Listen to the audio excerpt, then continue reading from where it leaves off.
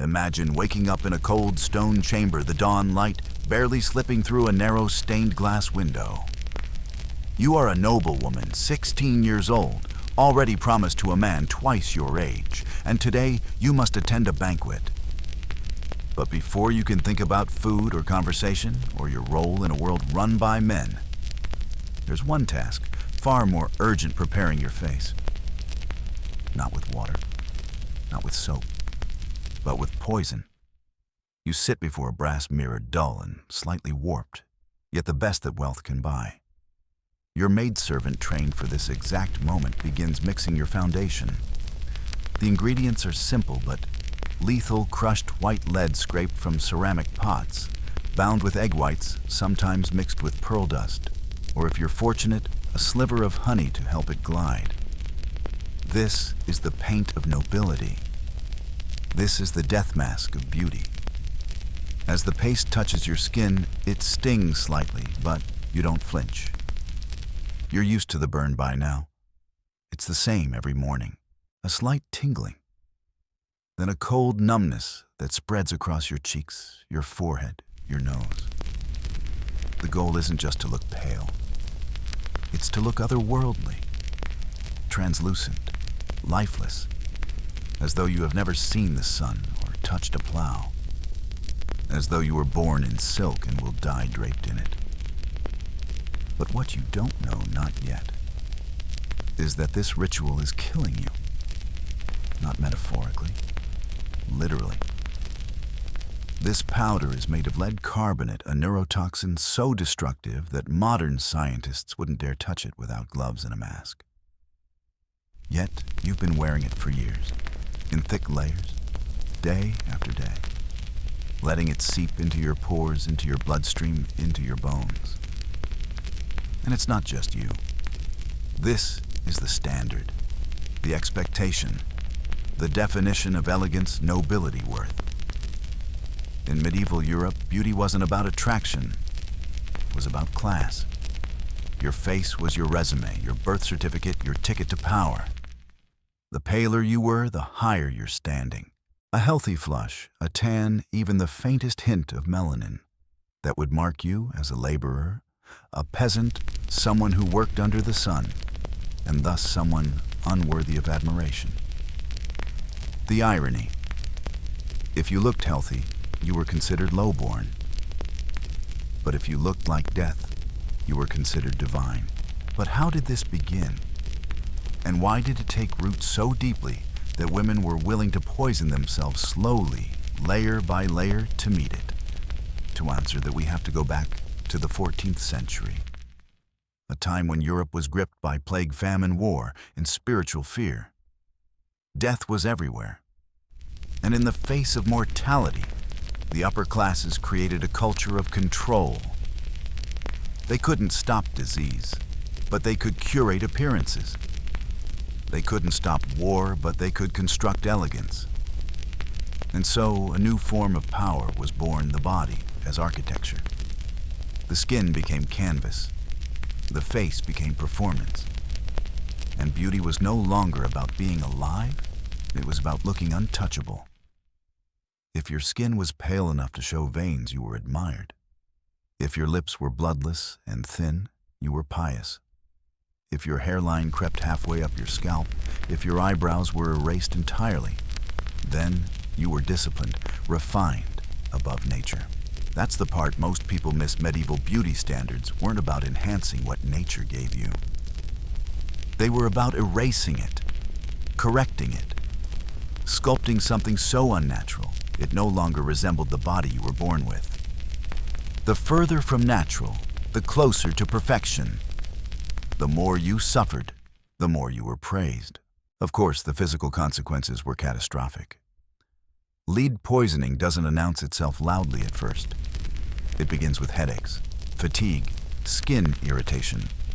Then comes tremors, memory loss, gastrointestinal collapse, miscarriages, infertility, madness.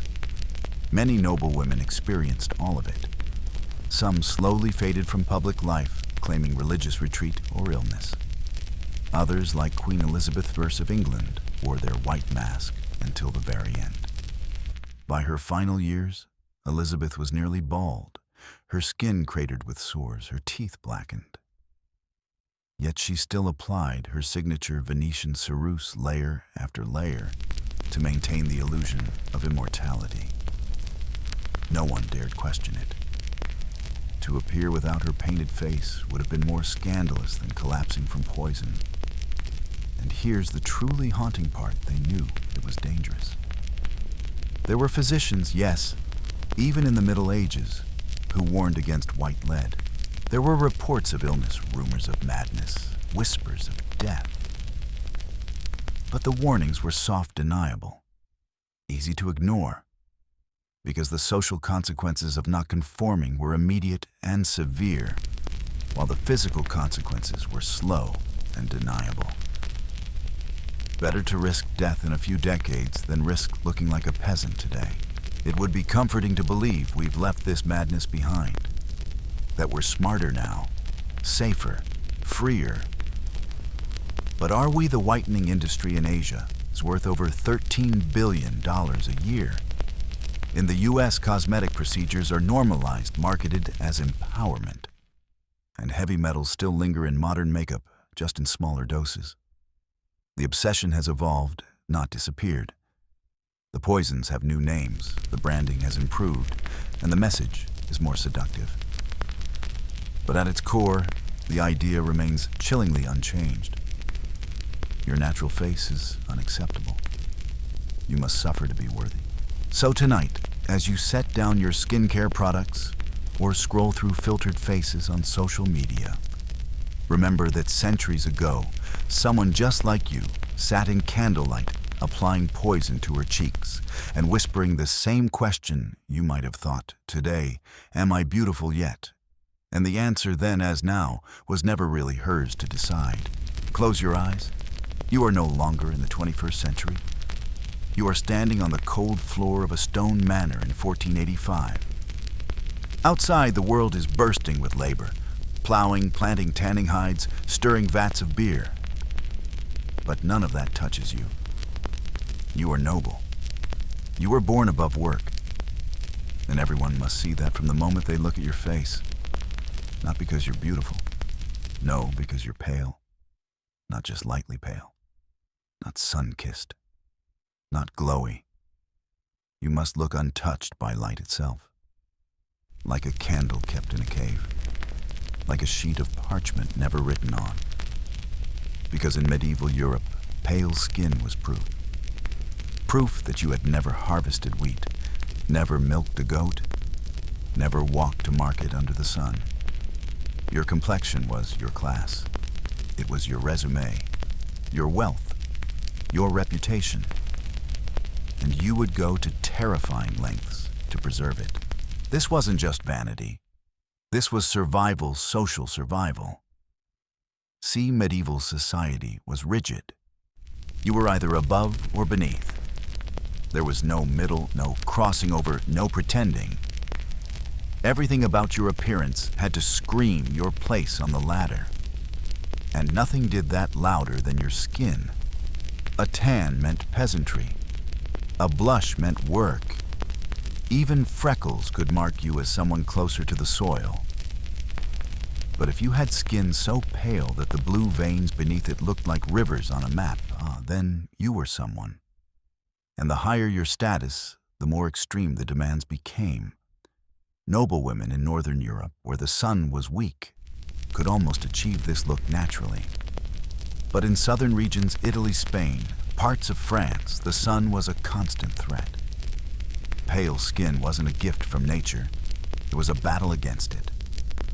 The upper class became obsessed with sun avoidance rituals.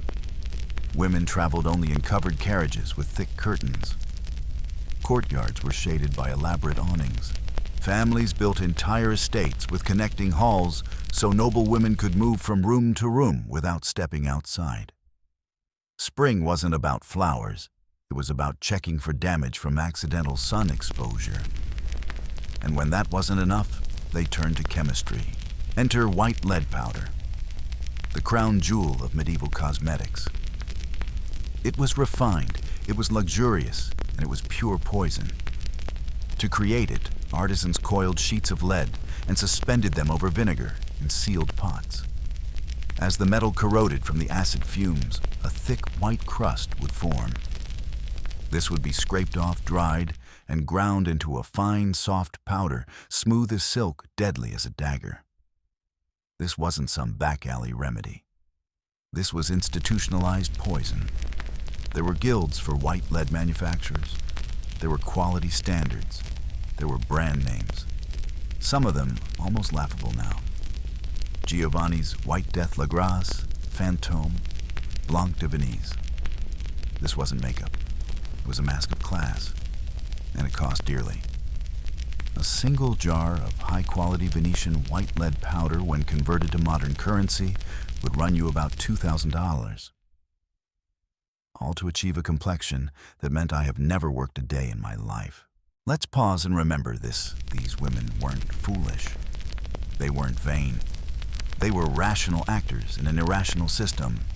The cost of not conforming was immediate mockery, isolation, ruined marriage prospects, damaged family honor.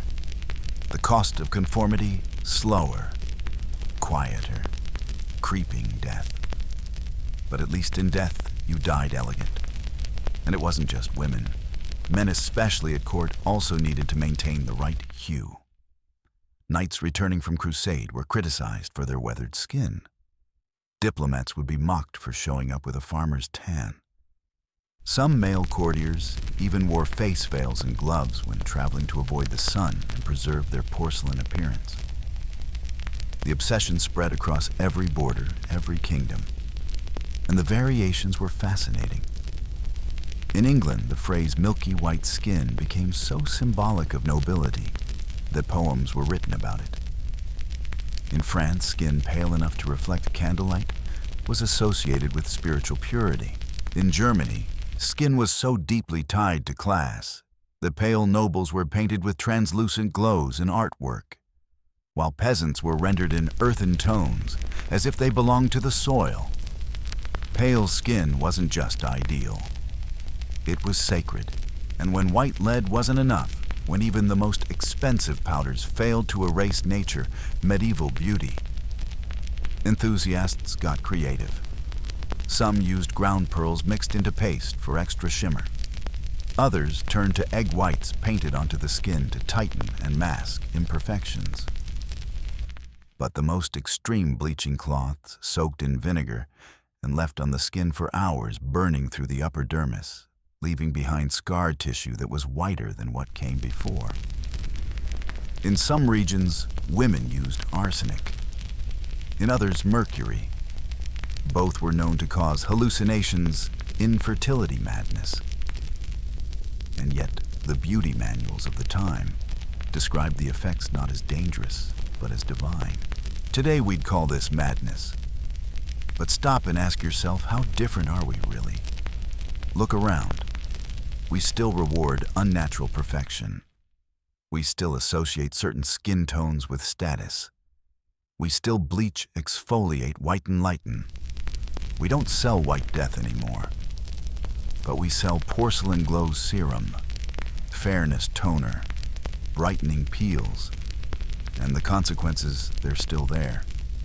Just slower, more hidden, more profitable. The only difference is the marketing. So next time you see a portrait of a medieval duchess with pale, haunting skin, don't mistake it for a painting of grace. It might just be the portrait of someone quietly dying layer by layer in the name of respectability. Because in the world she lived in, looking healthy was peasant-like. Looking ghostly, that was elegance. And in a world that demanded beauty above all else, being pale wasn't a preference. It was a sentence. The rooster crows in the distance, but you've been awake for hours. Not to pray, not to read scripture, not even to break fast. No, your day begins with a slow, deliberate act of painting your own demise. You're seated at a wooden vanity worn at the edges, its surface covered in powders, pastes, jars, and brushes made from boar bristle and fox hair. The tools of your transformation, Your maidservant holds up a small pot of thick white paste. The smell of vinegar and metal stings your nose. It's not perfume, it's lead. Venetian if your family is wealthy enough. French if money is tight. English if desperate. You nod. She begins the routine. The face is a battlefield. Every inch must be conquered. Natural skin is the enemy. Redness, pores, freckles, color. All signs of vitality must be erased. Step 1, the base layer. A thin coat of white lead paste starting from the forehead and moving downward. Your maid blends it carefully. Too thin and imperfections show. Too thick and it cracks. Step 2, the binding. Egg whites are whisked into a froth and dabbed on top to set the makeup. It tightens the skin, but also stings open pores. Leaves your face feeling like parchment pulled tight over bone. Step 3, powdering. Crushed pearls, bone dust, or even powdered seashells are lightly tapped across your face. The goal, a matte finish that glows in candlelight, but shows no warmth. You're not trying to look alive. You're trying to look exalted. This process takes hours, not minutes. Hours. And it must be done in silence. Why? Because even talking can crack the layers. Once applied, your makeup becomes a mask. Not metaphorically, literally. If it cracks during dinner, you must excuse yourself. If it begins to peel in church, you feign illness and flee. If someone sees the natural color of your skin, it is a humiliation beyond words. To prevent this, women carry small scrapers, thin metal tools to shave away flaking layers discreetly. They keep emergency powder tucked in their sleeves. Some even travel with their own mirror and brush set hidden inside a carved box that looks like a prayer book. But here's the twisted part: they rarely remove it completely.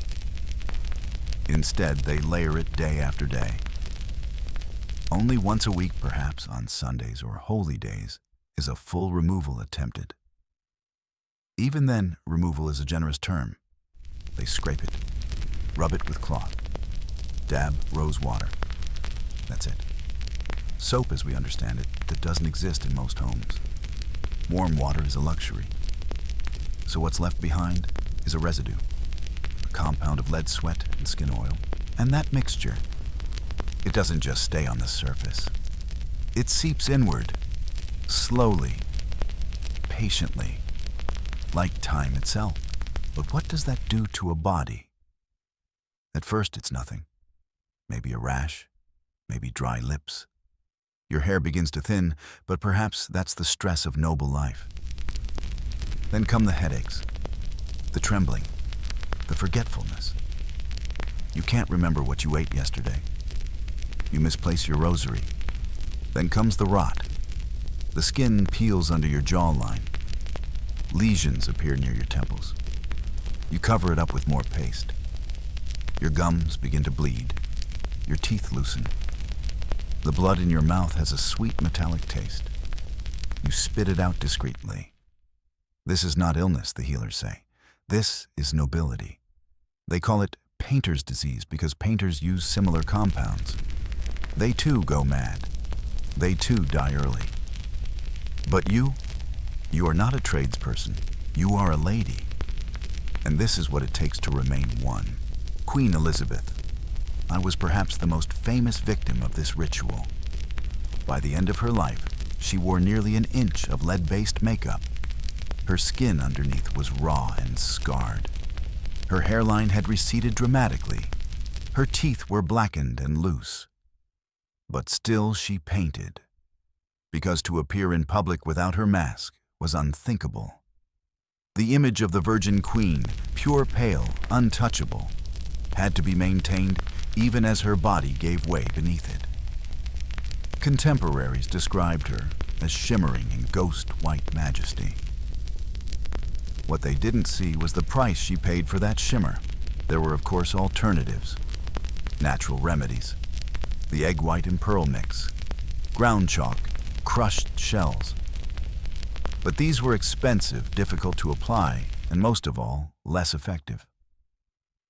One popular, gentler option, soaking fabric in vinegar and applying it to the face for hours, hoping the acid would bleach the skin.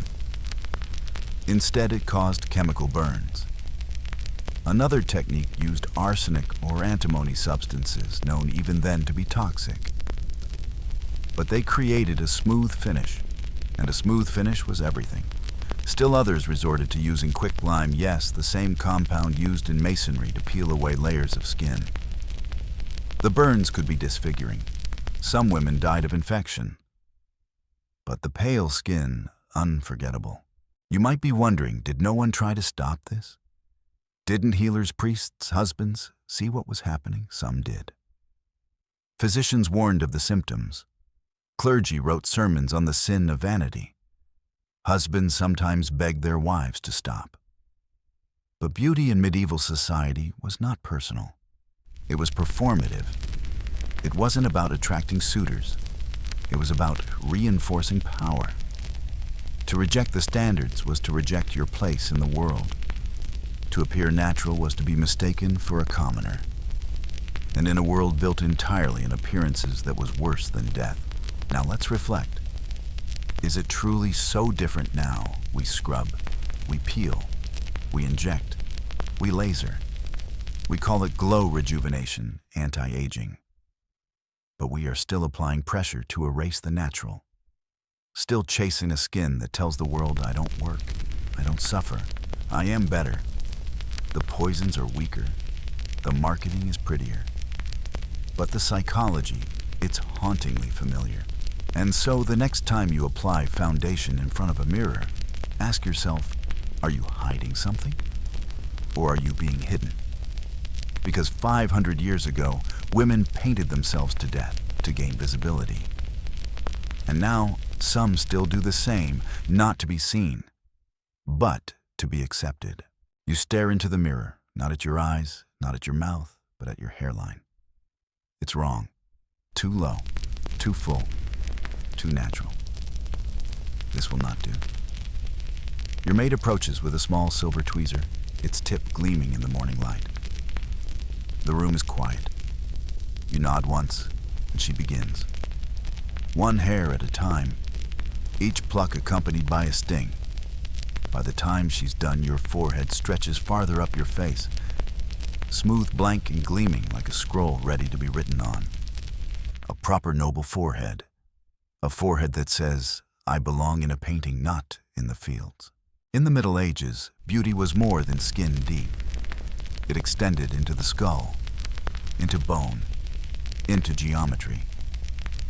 And in that geometry, the forehead was everything. Why? Because a high, wide forehead, seen as the seat of reason, wisdom, and moral superiority. The church had long preached that the soul resided near the head, not the heart, and a broad, serene brow reflected a pure spirit. Artists followed suit. Portraits of noblewomen often exaggerated the forehead, long, glowing expanses of skin that nearly reached the crown of the head. The smaller the face below it, the more refined the image. And so began one of the strangest, most painful beauty rituals of the medieval period, the removal of the natural hairline. This wasn't a fringe trend. It was widespread. Noblewomen across Europe plucked their hairline upward, inch by inch. First, just a row, then another. Then they began plucking the temples too for symmetry, then behind the ears. Some went so far as to pluck their entire hairline from ear to ear, creating a vast, bare canvas above the brows. It didn't stop there. Eyebrows erased, entirely. A bare brow and a towering forehead became the new standard of elegance. The result, a look that to modern eyes might seem alien, even unsettling. But to medieval observers, it was divine. The methods were brutal. Some used simple tweezers often made of iron. Others used resins to rip entire patches of hair at once. A few turned to chemical solutions, a paste of quicklime and vinegar spread along the hairline. It burned, severely. but it worked. One particularly cruel recipe involved soaking linen in a mixture of arsenic vinegar and crushed walnut shells, then tying it around the forehead like a crown. The hair would fall out within days. So might parts of the scalp. Women endured bleeding, scarring, permanent hair loss, infections. Some lost their sense of touch in the upper scalp due to nerve damage. Still, they persisted, because a woman with a high forehead was a woman of virtue and discipline. A woman in control of her urges, her appearance, her destiny. There was also a spiritual angle. The church, which condemned overt vanity, paradoxically encouraged modesty in beauty. And the high forehead came to symbolize purity, especially virginity. It framed the face in a way that echoed religious icons, serene blank, emotionless. A woman whose passions were hidden, who gave no hint of sexuality. The ideal woman was not seductive. She was placid, a statue of calm. Ironically, achieving this look required intense effort, pain, and even disfigurement. But because the final result appeared effortless, it was praised. And yet beneath the surface, there was resistance. Some women refused to pluck. They were mocked, painted as rustic wild or animalistic. Others plucked just enough to pass, then wore elaborate headdresses to hide the rest. The wealthy had more options. They employed specialists, women, who did nothing else but maintain their hairline. Some noble families employed brow keepers as part of their household staff. Imagine that your job was to inspect and manage another woman's forehead every morning.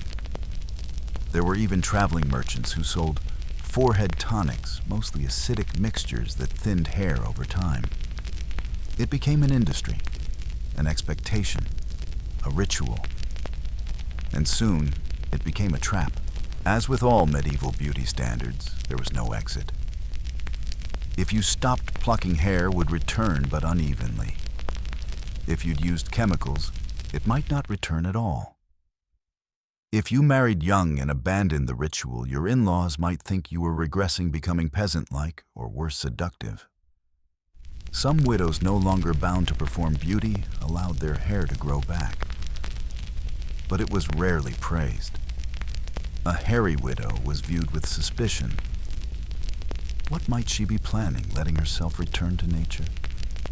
Even in grief, beauty standards ruled. And here's the echo across time. How many of us today are locked into the same cycle? Hairlines still matter. So do brows. So does control. We pluck, we shave, we laser. We tattoo on symmetry. We microblade. We draw on curves that didn't exist yesterday. And the reason is the same as it was 700 years ago: to project discipline, status, belonging. You think you're just shaping your brows, but you're participating in a ritual older than memory. And like those women staring into brass mirrors, you are sculpting an identity, one follicle at a time. So the next time you hold a tweezer in your hand, pause for a moment. Not to stop, just to remember that long before you, someone else did the same. In silence, in pain, in pursuit of something that was never truly hers to define. You're preparing for a visit to the chapel. You've already whitened your face, pulled your hair back, tight, stretched your forehead to eternity. But there's one more detail. One that says more about your soul than your lips ever could. You lean in close to the mirror and stare at the fine, dark arches above your eyes. Your eyebrows. They are a problem. In the medieval imagination, eyebrows were dangerous. Not because they were unattractive, but because they were expressive. They moved. They arched. They knit. They betrayed thoughts before you could speak them. And for a woman in medieval society, thoughts were not meant to be visible. Emotion was a threat. Personality was risk. So what did the ruling class do with this part of the body that couldn't be controlled? They erased it. Eyebrow removal was not a passing trend.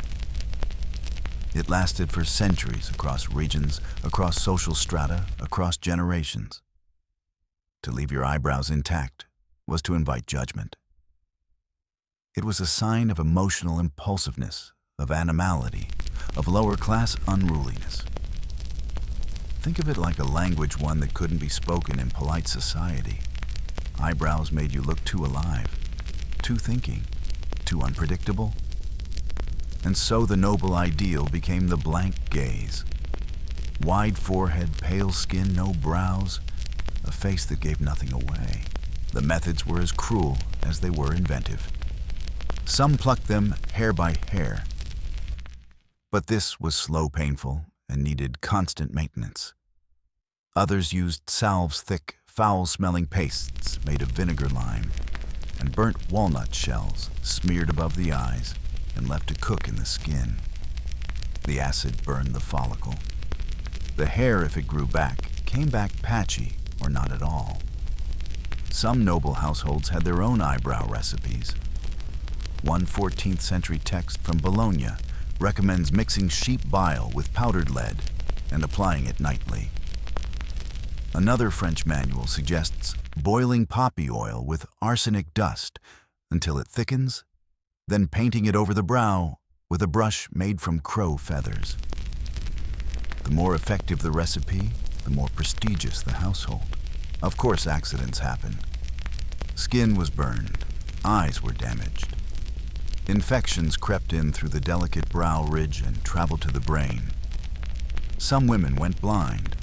Others developed disfiguring lesions or dark scabs where the brows once were. But still they continued. Because a woman without eyebrows was a woman with discipline, with restraint, with elegance. To express too much to look too much was to invite suspicion. The church, as always, had an opinion. While it condemned vanity in sermons, it also praised holy modesty. And a woman's face cleansed of emotion and expression came to symbolize spiritual silence. Some nuns even practiced eyebrow removal as part of their vows, though the church never made it official. For them, it was a way to erase the body's messages, to speak only with the soul. Art mirrored this thinking. Female saints were painted with pale brows, or none at all. Madonnas gazed downward, emotionless, their faces framed by whiteness and calm. It was not enough to be virtuous. You had to look like it, and yet there were paradoxes. In some cultures, particularly in Byzantium and parts of Moorish Spain, a thin black brow was considered elegant drawn on after shaving the original. The key was, control brows could exist only if they were man-made. Natural, no drawn, perhaps. But even then, they were fragile. A bead of sweat could ruin the illusion. One misplaced wipe and your status vanished with the pigment. So most chose the safer path, none at all. Why did this matter so much? Because in medieval life, women's roles were dictated by surface-level signals. You could not speak freely. You could not vote. You could not own land without a man. But your face, that was your battlefield. That was your passport, your mask, your armor. And in this world, eyebrows were considered wild animals. They twitched. They reacted. They hinted at disapproval, sarcasm, curiosity, seduction. None of these things were safe. So they had to go. It's tempting to laugh at this now. To see old portraits and wonder why would they do that to themselves, but look closer. Today, eyebrows are still a multi-billion-dollar industry. We shape them obsessively. Wax thread tattoo microblade. We tint bleach fill. One trend demands thick and angular, another feathered and light. A decade ago, pencil thin. Today, laminated and brushed upward. And always, always, it's about control. Not just of the brow, of the message, of the emotion beneath it. You think you're choosing your shape. But how much of that is yours? How much of it is what the world has told you is clean, feminine, professional, desirable? The medieval woman plucked to hide her thoughts. Are you shaping yours to perform them? So next time you see a medieval portrait, blank forehead, ghost, pale face, no brows, don't scoff. Look past the silence. See the effort. See the erasure. And ask yourself, how much of my face have I made for others? Today, a flush of pink on the cheeks is a symbol of vitality, youth, innocence. We swipe it on with brushes, creams, serums, hoping to look fresh, healthy, maybe a little flirtatious. But in the medieval world, a rosy cheek could get you excommunicated, or worse, executed. Because in this society, to have color in your face was not charming. It was suspicious.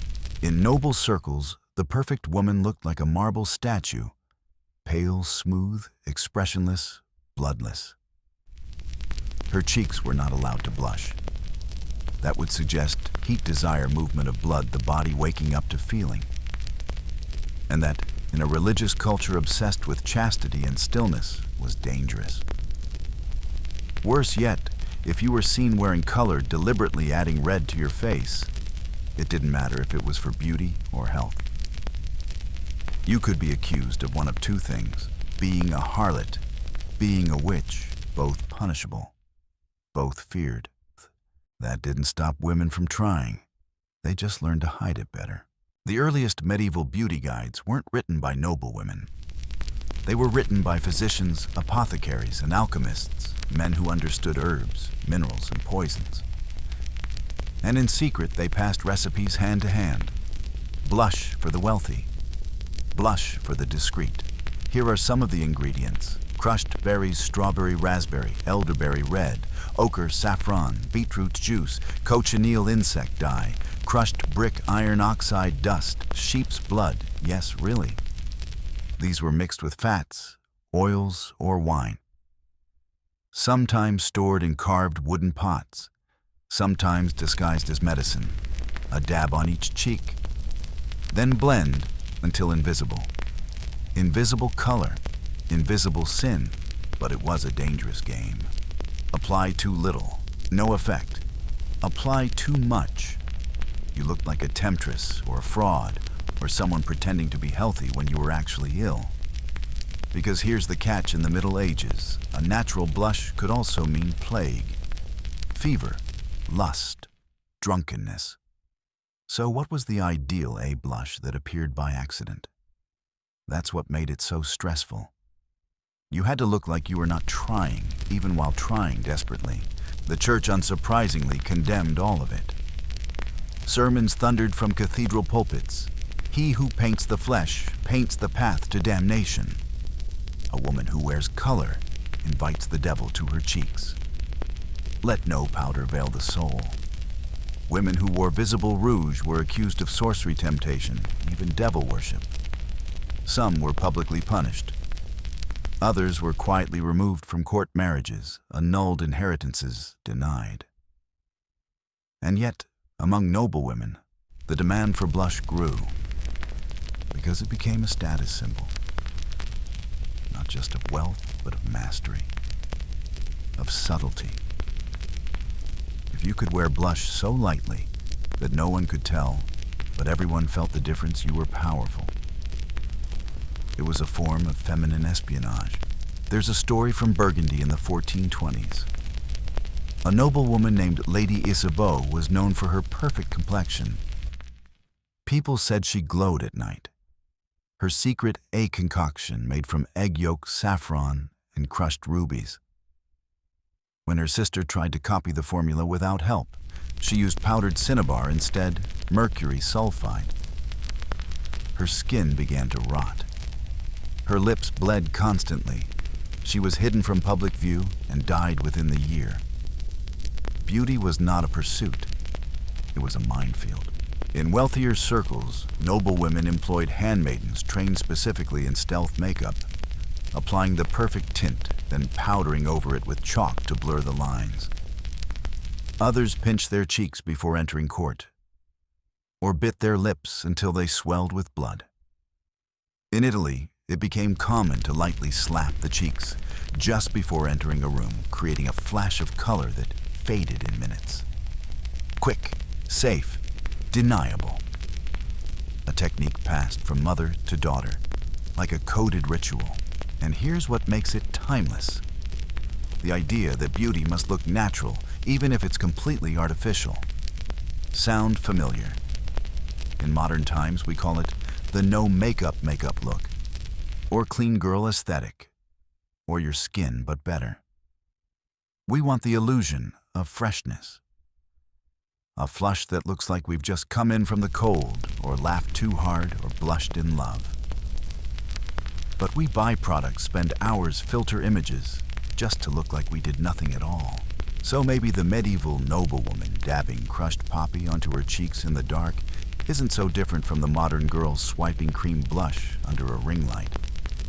Both of them are chasing the same impossible thing, effortless perfection. And both of them know the stakes are higher than they seem. Because in a world that punishes too much color and too little, the only safe answer is an illusion so precise, no one can prove it's there. Your hair falls in thick, dark waves over your shoulders. It's healthy, strong, and full. But none of that matters, because it's not blonde. And in the medieval world, that means it isn't pure. You wrap your head in cloth, the air is thick with the scent of urine, saffron, and sulfur. A strange acrid sweetness that stings the nose and turns the stomach. The mixture has been steeping all night in the sun, fermenting. Now it's ready. Your maid douses your hair in it section by section, careful not to miss a strand. Then you sit, still, silent, waiting under the blazing sun, because the only way to lighten the soul is to burn the body. In medieval Europe, hair was more than vanity. It was symbol. It was identity. It was morality. And no color carried more weight than blonde. Blonde hair wasn't just fashionable, it was spiritual. Artists painted angels with golden curls. Saints were imagined with glowing halos of wheat. The Virgin Mary herself was sometimes depicted as flaxen-haired, even in regions where that color didn't exist naturally. To be blonde was to be untouched, innocent, divine. And so women who were not born with fair hair found ways to imitate it. Painful, slow, and often poisonous ways. The recipes were vast and brutal. Some used saffron boiled in lye water. Others soaked hair in vinegar mixed with sulfur alum and burnt alum root, then left it to bake under the midday sun. But the most infamous recipe, a blend of goat urine ash from burned fig leaves, crushed marigold petals, a few drops of human blood. This mixture was massaged into the scalp wrapped in linen, then left to ferment in direct heat. The results, dramatic, but not without a cost. Scalps blistered, hair turned brittle and fell out. Sun poisoning was common. Some women suffered permanent damage to their skin, even developing tumors. And the smell often intolerable, so women masked it with dried flowers, stuffed in collars and sleeves. But even if the outcome was uneven, orange streaks, patches of burned brown, it was better than being natural. Because to have dark hair was to be earthly, and to be earthly was to be suspect.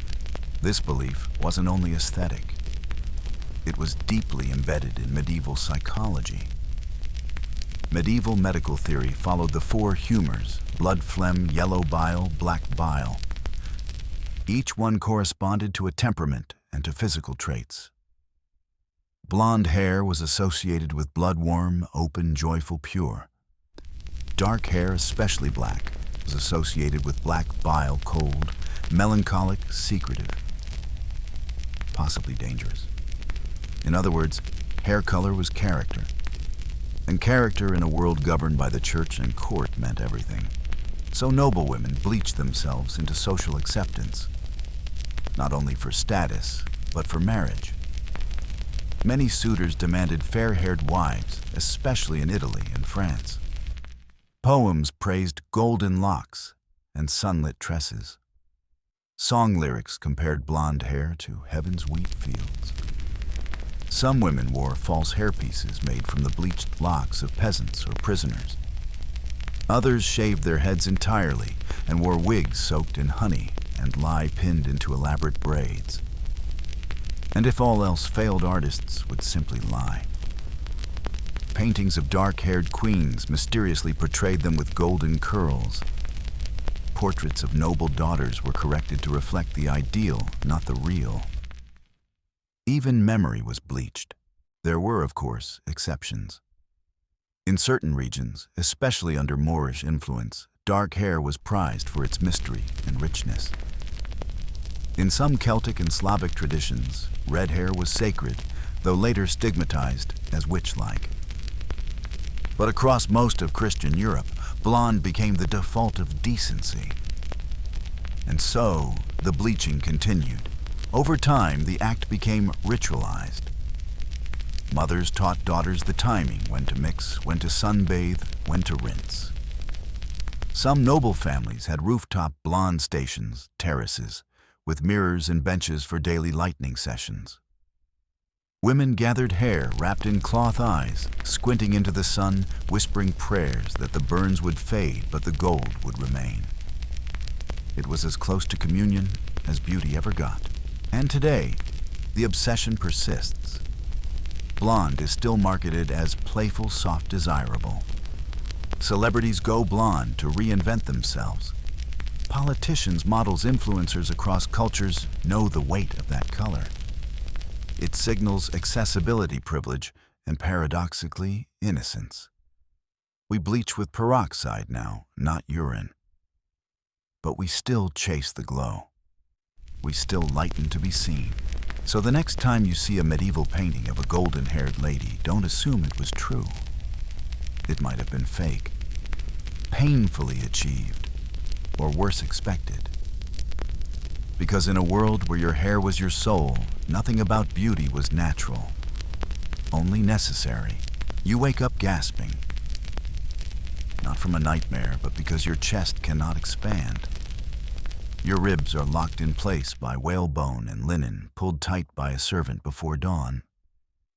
You've been sleeping upright as always, because reclining would cause your organs to press too hard against each other.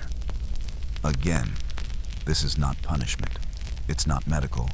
It's fashion. And in this world, your body does not belong to you. Before the Victorian corset, before the steel-boned nightmare of the 1800s, there was already a quiet war being waged on women's bodies in the medieval period. It was subtler, but not gentler. Because in the Middle Ages, beauty didn't stop at the face. It descended to the bones. The ideal woman was not soft. She was angular, long-waisted, small-breasted, narrow-hipped. A body that looked more like architecture than anatomy. And so women learned to reshape themselves, using linen bands, padded underskirts, pressed bodices, and later early corset-like garments. Noble women were compressed, padded, and restructured until their silhouettes matched the latest notion of virtue. And yes, these garments restricted breath, movement, digestion. But that was the point. Because in medieval society, a woman who moved too freely was a woman who couldn't be trusted. Let's talk about the garment at the center of this reshaping the kirtle. The kirtle was a close-fitting underdress worn beneath gowns, often laced up the sides or back. It started modestly, but over time it became tighter, reinforced with quilting or stiffened wool. By the 14th century, many noble women began adding whalebone or horn inserts to shape the torso. Others used plank stiffeners, narrow boards slipped into channels along the stomach to flatten the belly. Breasts were bound down or pressed flat. A prominent bust was considered lewd, associated with wet nurses' mothers or worse, temptresses. Noble women were expected to look untouched by birth or desire. It didn't end there. Some gowns were constructed with interior cages, wooden or metal hoops to control skirt width and posture. Others had iron supports sewn into the back to keep the shoulders pulled down and the neck extended. An unnatural posture was praised. To slump was to be lazy, common, even sinful. These garments were worn all day, every day. And when removed, bruises, blisters, rib indentations, in some cases, permanent deformation. But the real damage was on the inside.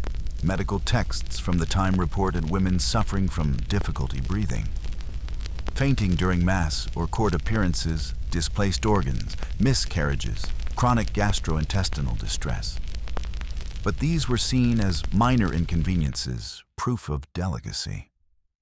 A noble woman who fainted in the heat was not weak, she was graceful. Her fragility became part of her appeal, part of her class identity. The more her body suffered, the more refined she appeared. And then there was the symbolism. These garments weren't just about shape. They were about control. Control over appetite, movement, autonomy. The woman who submitted to daily binding proved she was disciplined, obedient, and worthy of marriage. Her body became a reflection of her soul, restrained, quiet, sculpted. In essence, corsetry was character in cloth. And that character was not allowed to eat, freely breathe deeply, or move without supervision. Some resisted. Peasant women needing to work wore looser tunics. Some nuns refused shaping garments entirely. But noble women, they had no such luxury. Even in pregnancy, some were expected to continue wearing lightly structured kirtles. Their stomachs weren't allowed to swell without constraint. A visible belly was indecent, a sign of physicality, of mortality. Better to suffer quietly than offend sensibility. Better to be in pain than be real. And the echoes stretch across time. Because centuries later, corsets would return tighter, harsher, with steel bones and deadly waistlines. And even today, we wear them in new forms: waist trainers, shapewear, posture correctors, sculpting leggings, plastic surgery that mimics corseted shapes, all under the same promise. This isn't pain. This is elegance. This isn't pressure. This is Polish. We've learned to smile while being compressed, just as they did. So the next time you see a medieval gown, flaring wide, cinched tight, embroidered with gold, don't be fooled by the splendor. It might be beautiful. But underneath, there is bruising. And beneath that, something deeper, the story of a body. Forced to behave. You're standing at the edge of the banquet hall. Your gown is flawless. Your hair is bleached and curled just right. Your face is painted into porcelain calm. You've practiced everything: how to lower your eyes, how to stand with dignity, how to move without disturbing a single pleat. And now, as someone tells a mild joke across the table, you remember the one rule that must never be broken: do not smile. In the medieval world, a woman's mouth was dangerous. Not just her voice, her expression. To smile was to risk everything. It's hard to imagine today, but in much of medieval Europe, a woman who smiled broadly, who showed her teeth, who laughed, who grinned, was considered vulgar. Smiling signaled looseness. It revealed emotion, appetite, desire, even madness. It opened the gate between thought and body. And in a society obsessed with control that was deeply unsettling, a restrained half-smile, acceptable.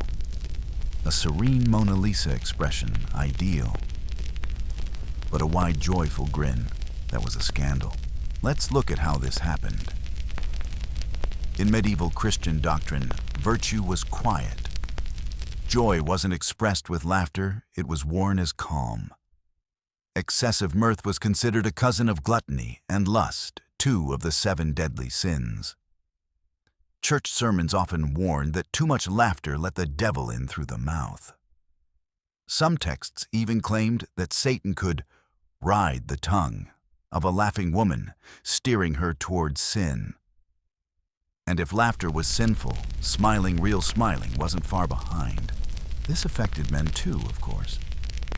Knights were expected to be stoic, scholars solemn, but women bore the greater burden, because their beauty was judged not only by their appearance, but by how still they could hold their face. Smile too much, you were frivolous. Smile too broadly, you were wanton. Smile with teeth, you were shameless. And then there were the teeth themselves. White, healthy teeth weren't common. Hygiene was rudimentary. Most people, regardless of class, suffered from decay infections and tooth loss. But among nobles, especially women, the solution wasn't dentistry. It was concealment. You didn't fix your teeth. You simply never showed them. Women learned to talk without parting their lips too much, to laugh behind a fan, to cover their mouth while speaking even in intimate settings. One Italian beauty manual warned a lady's mouth should never open more than 2 fingers' width, lest her secrets escape. Another French etiquette guide from the 1400s advised brides to practice modest laughter, described as a lifting of the cheeks, a light squint of the eyes, and no sound at all. And if your teeth were truly bad, there were solutions. Medieval women darkened their gums with soot or crushed herbs to make their teeth appear whiter by contrast. Some rubbed teeth with chalk. A few used powdered pumice stone, though it often ground down the enamel. But most simply mastered the closed-mouth smile. A performance of joy without the risk of exposure. Now here's where it gets darker. The policing of women's smiles didn't stop at beauty. It was a form of social surveillance. A woman who smiled at the wrong man could be accused of flirtation. A servant caught smiling while working might be punished for insubordination. Even among nuns, excessive smiling was written into rule books as a sign of pride or distraction from God. To smile was to express selfhood, and selfhood in the wrong body was dangerous. There are records, quiet buried ones, of women punished simply for being too lively. A young noblewoman in Rouen was sent to a convent after being described as too quick with her laughter. Another in Bavaria was disinherited after it was said she laughed like a man with full teeth. Even in love, smiling could be perilous. Women were expected to blush silently, to look downward, to weep with joy, but never to grin with delight. Desire was tolerated. Happiness was not. And yet, despite all this, women found ways to smile. In private, among friends in gardens, behind doors, there were jokes, stories, shared laughter. Letters from the time are filled with coded humor, drawn faces teasing riddles. Evidence of joy beneath the rules. Because even in a world that punished expression, the human spirit found ways to leak through. Today, smiling is expected. We're told to do it constantly, for friendliness, for sales, for photos, for men. But think about that for a moment. We've moved from not being allowed to smile to being required to. Either way, the face is still being managed, still being watched, still not entirely yours. So the next time someone tells you to smile more, remember there was once a time when smiling could ruin your life. And ask yourself, has much really changed? You lean over a silver goblet filled with warm wine and honey, hoping the sweetness will soothe the ache. It doesn't. The pain pulses through your jaw like a drumbeat. Your molars throb. Your gums bleed every morning. One tooth has begun to wiggle when you chew. But you don't call for a healer. You don't ask for help. You don't tell anyone. Because in the medieval world, to have bad teeth isn't just painful, it's shameful. It's socially devastating. It means you failed at being beautiful. Medieval beauty standards were ruthless. They judged your skin, your hair, your bones, your expression. But they saved a special kind of cruelty for the parts of you that couldn't hide forever. And among those, none were more feared than your teeth. Here's the brutal irony: almost everyone had terrible teeth. There were no toothbrushes, no fluoride, no antiseptic rinses. Sugar, though rare for the poor, was abundant at noble tables used in preserves, wines candied fruit. Meats were salted. Breads were coarse and stone ground, sometimes laced with grit that wore down enamel like sandpaper. Infections festered. Cavities formed. Gums receded. Teeth darkened, loosened, fell. And yet no one was allowed to look like that. For noble women especially, visible dental decay was a kind of social death, a sign that your body was impure, that it was breaking down, that your beauty was no longer stable, no longer eternal. Some wrote it off as divine punishment, proof of vanity or pride or moral weakness. Others treated it as proof of gluttony. You must have eaten too much, indulged too often, smiled too widely. Whatever the reason, your teeth were your shame to bear, and so the goal became to hide them at all costs. Women trained themselves to speak with clenched jaws, to murmur, to laugh silently, to eat behind veils or napkins. Some even avoided certain social events altogether for fear of being asked to sing, laugh, or read aloud. There's an account from a Flemish wedding in the 1300s where the bride reportedly refused to open her mouth during the ceremony. Witnesses claimed she communicated with nods and glances alone. The guests praised her for her modesty. No one knew her teeth were rotting. Of course, some women tried to fix them, sort of. Medieval dentistry was rudimentary and terrifying. If a tooth ached too much, it was pulled often by barbers, not doctors. With no anesthesia, no antibiotics, no guarantee you'd survive the bleeding. Others tried to clean their teeth with vinegar rinses, burnt rosemary ash, pumice powder, crushed oyster shell linen cloth soaked in wine. None of it worked for long. Worse, some of these methods accelerated the damage. Pumice wore enamel away. Vinegar softened the tooth surface. Wine rinses offered temporary relief, but invited more decay. Still they persisted, because the shame of bad teeth outweighed the pain. And then there was the art of illusion. If your front teeth darkened, you could stain the surrounding gums black with charcoal to make the yellow look whiter by contrast. Some noble women even commissioned false teeth crafted from ivory bone, or even the teeth of the poor. These were not functional. They were glued or tied into the mouth with wire. Some lasted only a few hours before falling out. But for a portrait sitting for a feast, for a wedding, it was worth it. Pain wasn't the worst part. The silence was, because you couldn't talk about it. Noble etiquette manuals offered chapters on hair gowns, posture, but almost nothing about the mouth. The subject was taboo, too closely associated with decay, with mortality, with the body's betrayal. Your rotting teeth were like your failing beauty, visible but unspeakable, and yet men were given more room. A crooked smile on a knight was charming evidence of battle or rugged masculinity. A yellow tooth on a monk was expected proof of devotion over vanity. But a woman, she had no such excuses. Her mouth had to be silent and invisible, even as it bled. Fast forward to now. We bleach, we whiten, we straighten, we veneer.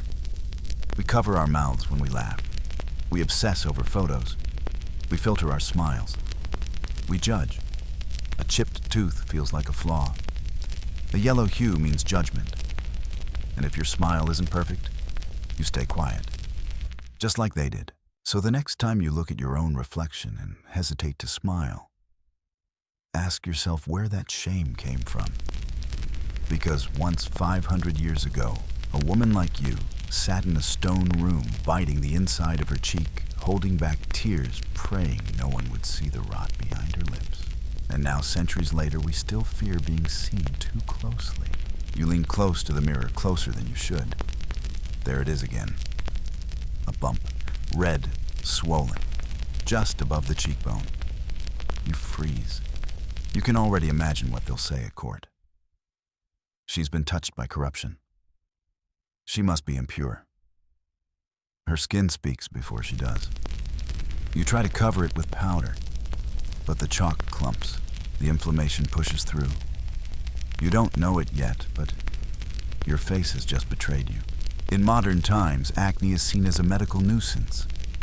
Embarrassing perhaps, but ultimately normal. But in the medieval mind, it was a moral diagnosis. Beauty in the Middle Ages wasn't just physical, it was spiritual. To have smooth white skin was to be pure both outside and in. It meant discipline, grace, modesty, and control. To have pimples, lesions, blotches, or bumps, that meant something was wrong with your soul. There was no science of sebum, no knowledge of hormones, no understanding of bacteria or clogged pores. Instead, they turned to the four humors blood, phlegm, yellow bile, and black bile. When those went out of balance, the skin was the first to speak. A red pustule, too much blood, passion, gluttony. A dark blemish, black bile, melancholy, lust, sin. And so the face became a canvas of confession. This hit women hardest. A noble woman with blemished skin was thought to be improper, perhaps too emotional, or sexually active, or envious, or dishonest.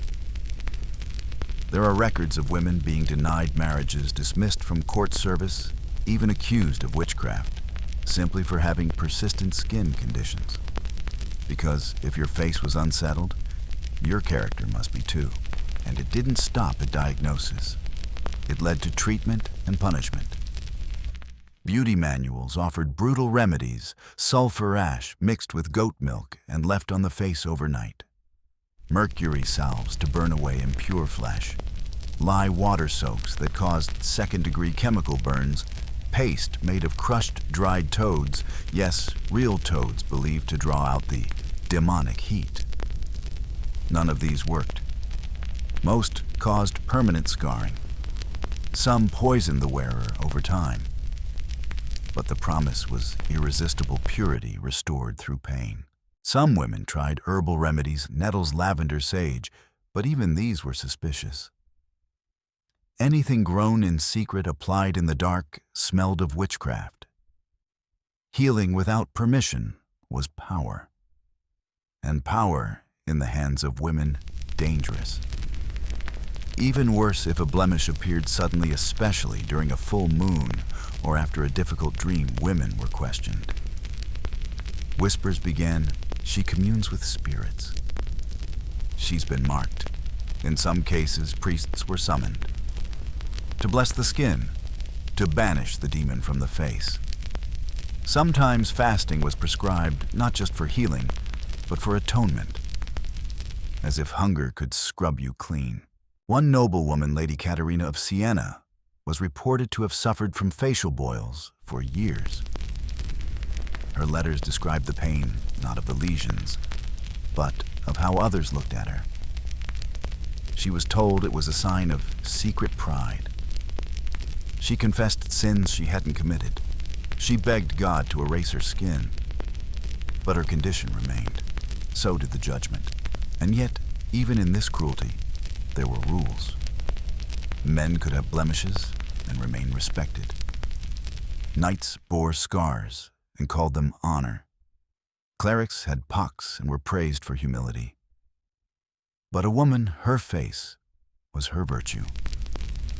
Any imperfection, a threat to the entire system. You might think we've left this thinking behind. But today, we still obsess over skin. We conceal. We blur. We smooth with filters. We apologize when we break out. We call it self-care. But often it's shame in disguise. Because deep down, many of us still believe the medieval lie. Good skin equals good character. That clear skin means control. That acne means failure. And when our faces erupt with truth about stress hormones, fear inheritance, we reach for punishment instead of compassion. We scrub, we sting, we blame ourselves. Just like they did. So the next time you find yourself staring at a spot in the mirror thinking, what's wrong with me? Pause. Remember, there is nothing wrong with your skin. There is something wrong with the story we've inherited about it. A story 500 years old, and still not fully healed. The jar sits silently on your vanity. Its ivory lid is cool to the touch. Inside, a pale, silky paste gleams faintly in the morning light. It smells faintly of vinegar and roses. You dip your fingers in, smooth it over your cheeks, your forehead, your chin. It tingles. Then it burns. But this is normal. This is beauty. And what is beauty in this world, if not a willing surrender to poison? Makeup in the medieval period wasn't just cosmetic. It was transformative, ritualistic, and dangerously alchemical. Women didn't apply pigment to highlight their natural features. They covered their features entirely, erasing the self to paint on a mask that society approved. A mask made of toxins. The most infamous was Venetian ceruse, a white paint made from lead carbonate vinegar and water. Its allure, a ghostly, unearthly whiteness. It didn't just conceal blemishes, it created a whole new face. Poreless, bloodless, aristocratic. But the price: headaches, nerve damage, memory loss, muscle paralysis, kidney failure, death. And still, it was used for over 300 years. Because the alternative natural skin with all its life and warmth was considered disgraceful. And ceruse was just the beginning. There was vermilion made from mercury sulfide used to stain lips and cheeks. Bright, dazzling red. Poison in every dab. There was belladonna, or deadly nightshade used in eye drops to dilate pupils and give a glassy, seductive stare. A few drops too much and the user could go blind. Or worse. And arsenic powder, favored in some regions for its ability to soften the skin and lighten imperfections. Often sold in perfume sachets to be patted gently onto the neck and chest. Each of these was known to be dangerous. And yet, they were sold, shared, whispered about. Because they worked. And nothing worked better, the most tragic part. It wasn't just vanity. It was survival. A noblewoman's appearance could determine her marriage, inheritance, social protection, even her safety. If her beauty faded, so could her position. So she painted herself morning after morning in compounds that stole her health while preserving her image. Dying beautifully was preferable to aging truthfully. It became a kind of quiet, socially sanctioned self-harm. And no one talked about it. If a woman fainted in court, they said it was the corset. If her hair fell out, it was stress. If she coughed blood, it was the weather. If she couldn't remember her own name, well, perhaps she prayed too hard. No one blamed the white powder packed into her pores, or the red balm rubbed into her gums, or the drops that widened her eyes until they ached. Because admitting the truth would mean questioning the entire system of beauty. And no one wanted that. There's a term that appears in 15th century journals, the painted death. It referred to women whose bodies slowly declined while their faces remained perfect. There were rumors of noblewomen whose skin peeled off in sheets, whose lips turned black, whose eyes bled from mercury exposure, and still they powdered their faces until the day they stopped breathing. then someone else would powder them for the funeral. It wasn't just women. Men at court began to adopt white makeup in the late medieval period, especially in Italy and France. Pale skin on a man suggested wealth, intellectualism, poetic soul. But while men dabbled, women were expected to master the poison, to live with it, to die by it. You might think we'd never do that today. But look again. Modern cosmetics still contain aluminum formaldehyde parabens, heavy metals. We inject toxins to freeze our faces. We laser bleach burn peel. We know the risks, but we justify them. Because the glow, the smoothness, the illusion still matter more than the warning labels. It's not called Venetian ceruse anymore. Now it's called brightening skin tint, or glass skin primer, or flawless filter. Different names. Same hunger. So next time you open a new bottle of serum or apply that skin-perfecting foundation, ask yourself, are you beautifying or are you quietly disappearing? Because once upon a time, a woman sat by candlelight and covered herself in lead. Not to impress, not to seduce, but to be allowed to exist. And centuries later, the powder is finer, the burn is slower, but the price, still there. You stand still as two servants work around you, pulling, pinning, tightening. The dress is heavy. Layers of linen wool velvet, boning in the bodice, iron stitching in the sleeves, embroidery dense with gold thread. The more beautiful it looks, the harder it is to breathe. One of them whispers, "Just one more ribbon, my lady." She means the side lacing that draws the entire garment in across your ribs, down to your hips, cinching your spine straight. When they step back, you glance at your reflection. You look flawless, graceful, frozen, just as they want you to be. In medieval Europe, the ideal woman was not just delicate or pale, she was contained.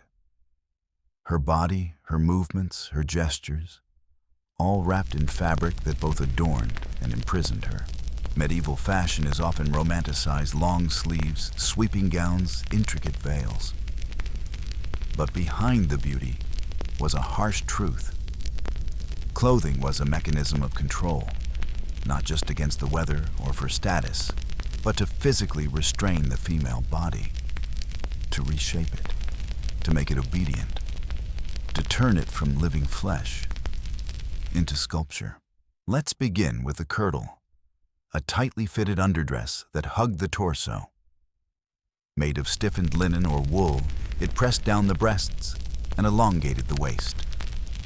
A noblewoman might wear several beneath her outer gown to achieve the right column effect. Over that came the gown, often weighing over 15 pounds. Some were so heavy they required help just to walk or sit down.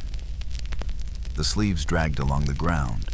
The hems were stiffened with horsehair or weighted beads. The goal, not freedom of motion, but a floating stillness, an illusion of grace, made possible only through restriction. And then there were sumptuary laws, rules dictating what you could wear based on class, gender, and marital status. Did your dress have fur embroidery, certain colors?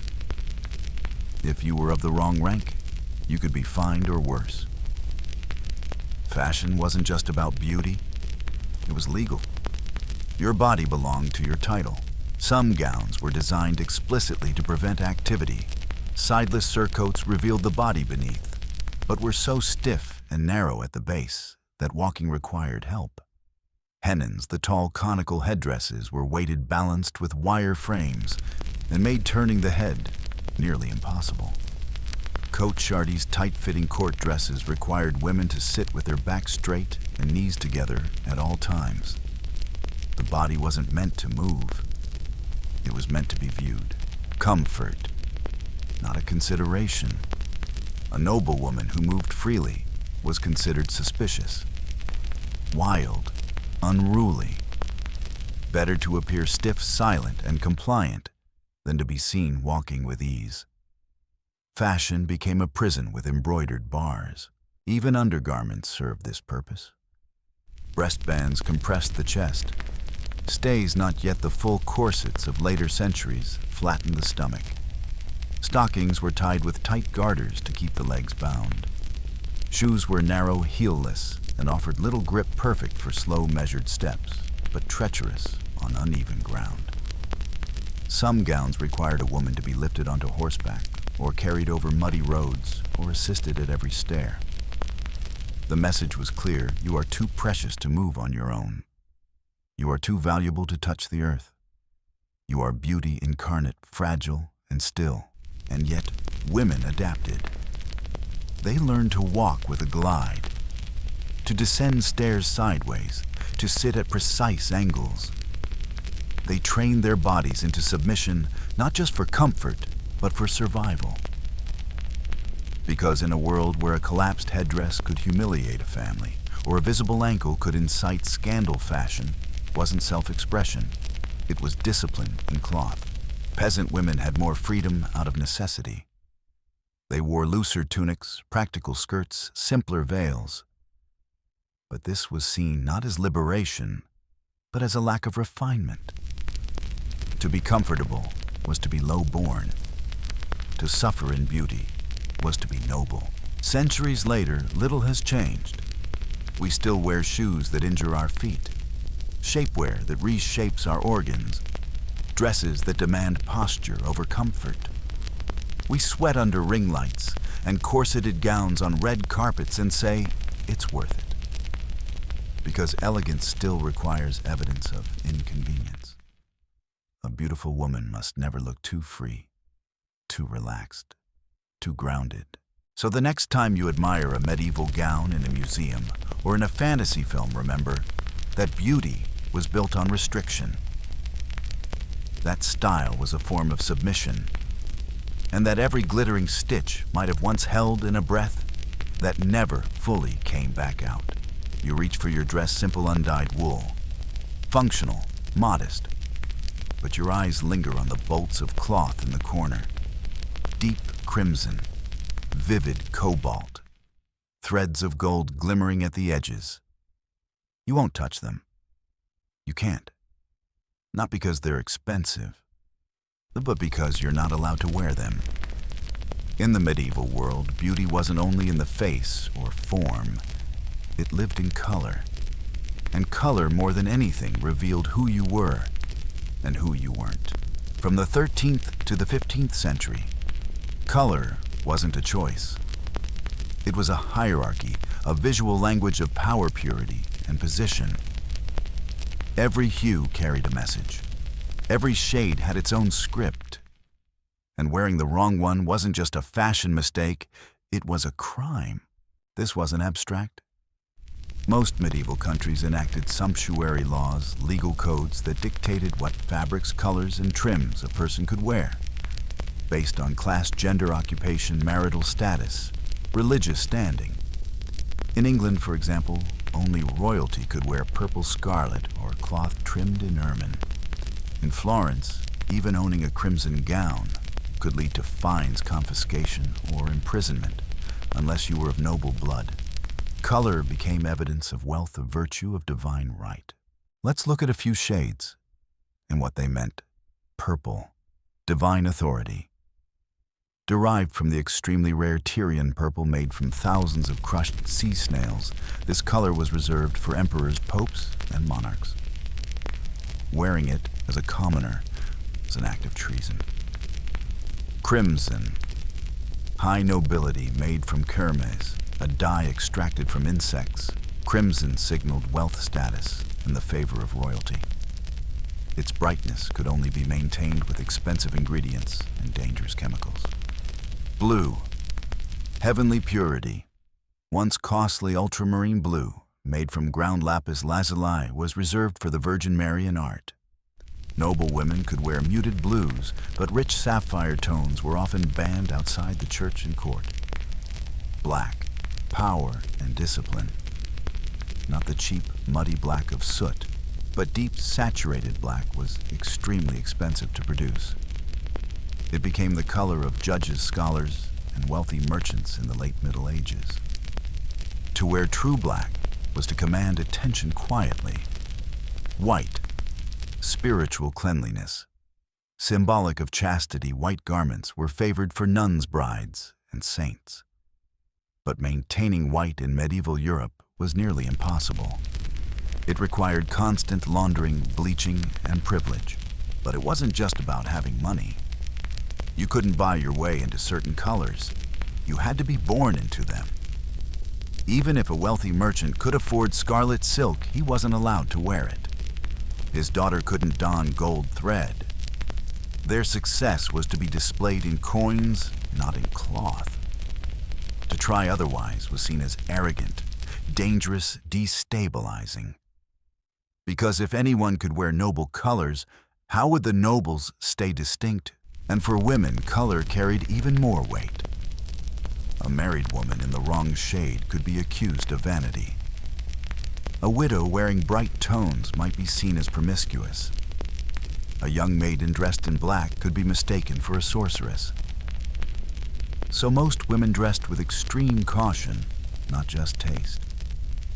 They chose colors that would tell the right story, protect their families, flatter their status, and never ever suggest more than they were allowed to be. And then there was fabric, a twin tyranny. Colors weren't enough. You also had to consider what they were dyed into. Linen common, wool variable, coarse or fine silk elite, velvet, royal cloth of gold divine, literally woven with precious metal threads. The richest garments weren't just expensive, they were guarded by law. Silk was banned for non-nobles in many cities. Gold thread forbidden to anyone outside the monarchy.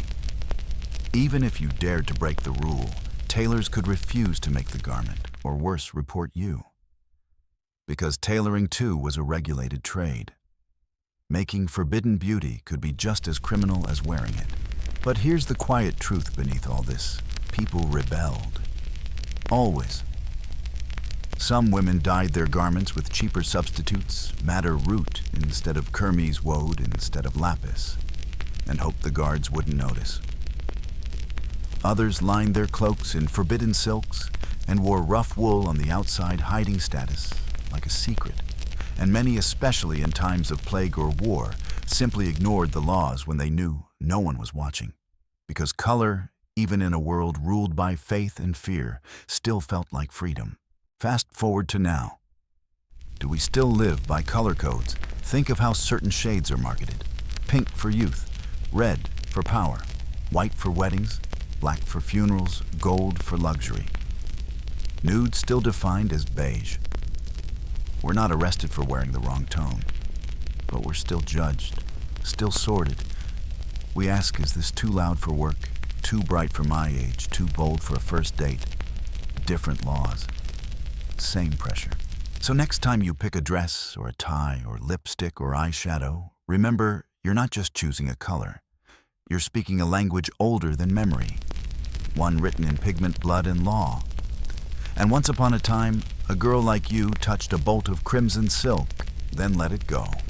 Because beauty wasn't hers to wear, only to watch from afar. You wake before the sun, not to pray, not to eat, but to cover your hair. It's thick, glossy, and gold in your pride. But no one will see it today, or tomorrow, or any day this year. Because in the medieval world, a woman's hair is not her own. It belongs to custom, to modesty, to the church, to her husband. And sometimes, to no one at all. Hair in the Middle Ages was more than just beauty. It was a symbol of power and therefore a threat. To let it loose was to speak too loudly. To show it publicly was to invite judgment or punishment. The rules were clear. Maiden, you may wear your hair down, but only at home. In public, braid it. Married, cover it completely always. Hood, veil, wimple, or coif. Widow, black veil. No adornments, no silk. No show of beauty at all. None shorn. Hair removed sometimes entirely as part of your holy vows.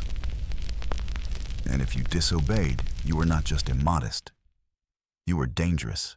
Medieval sermons spoke often about women's hair. Priests warned that long flowing locks invited sin.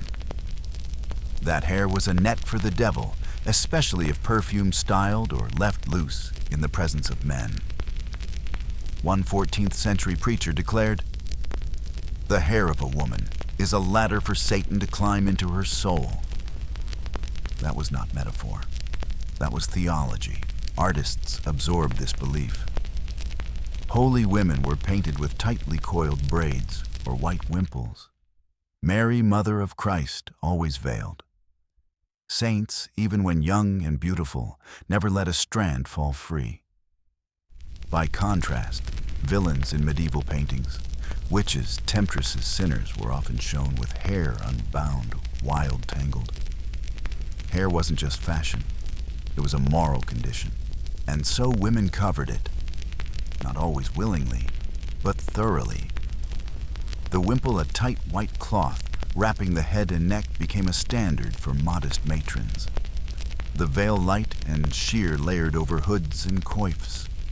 The barbette, a chin strap accessory holding the hairline in place, often paired with towering headdresses like the hennin, those cone-shaped hats so iconic in later medieval art.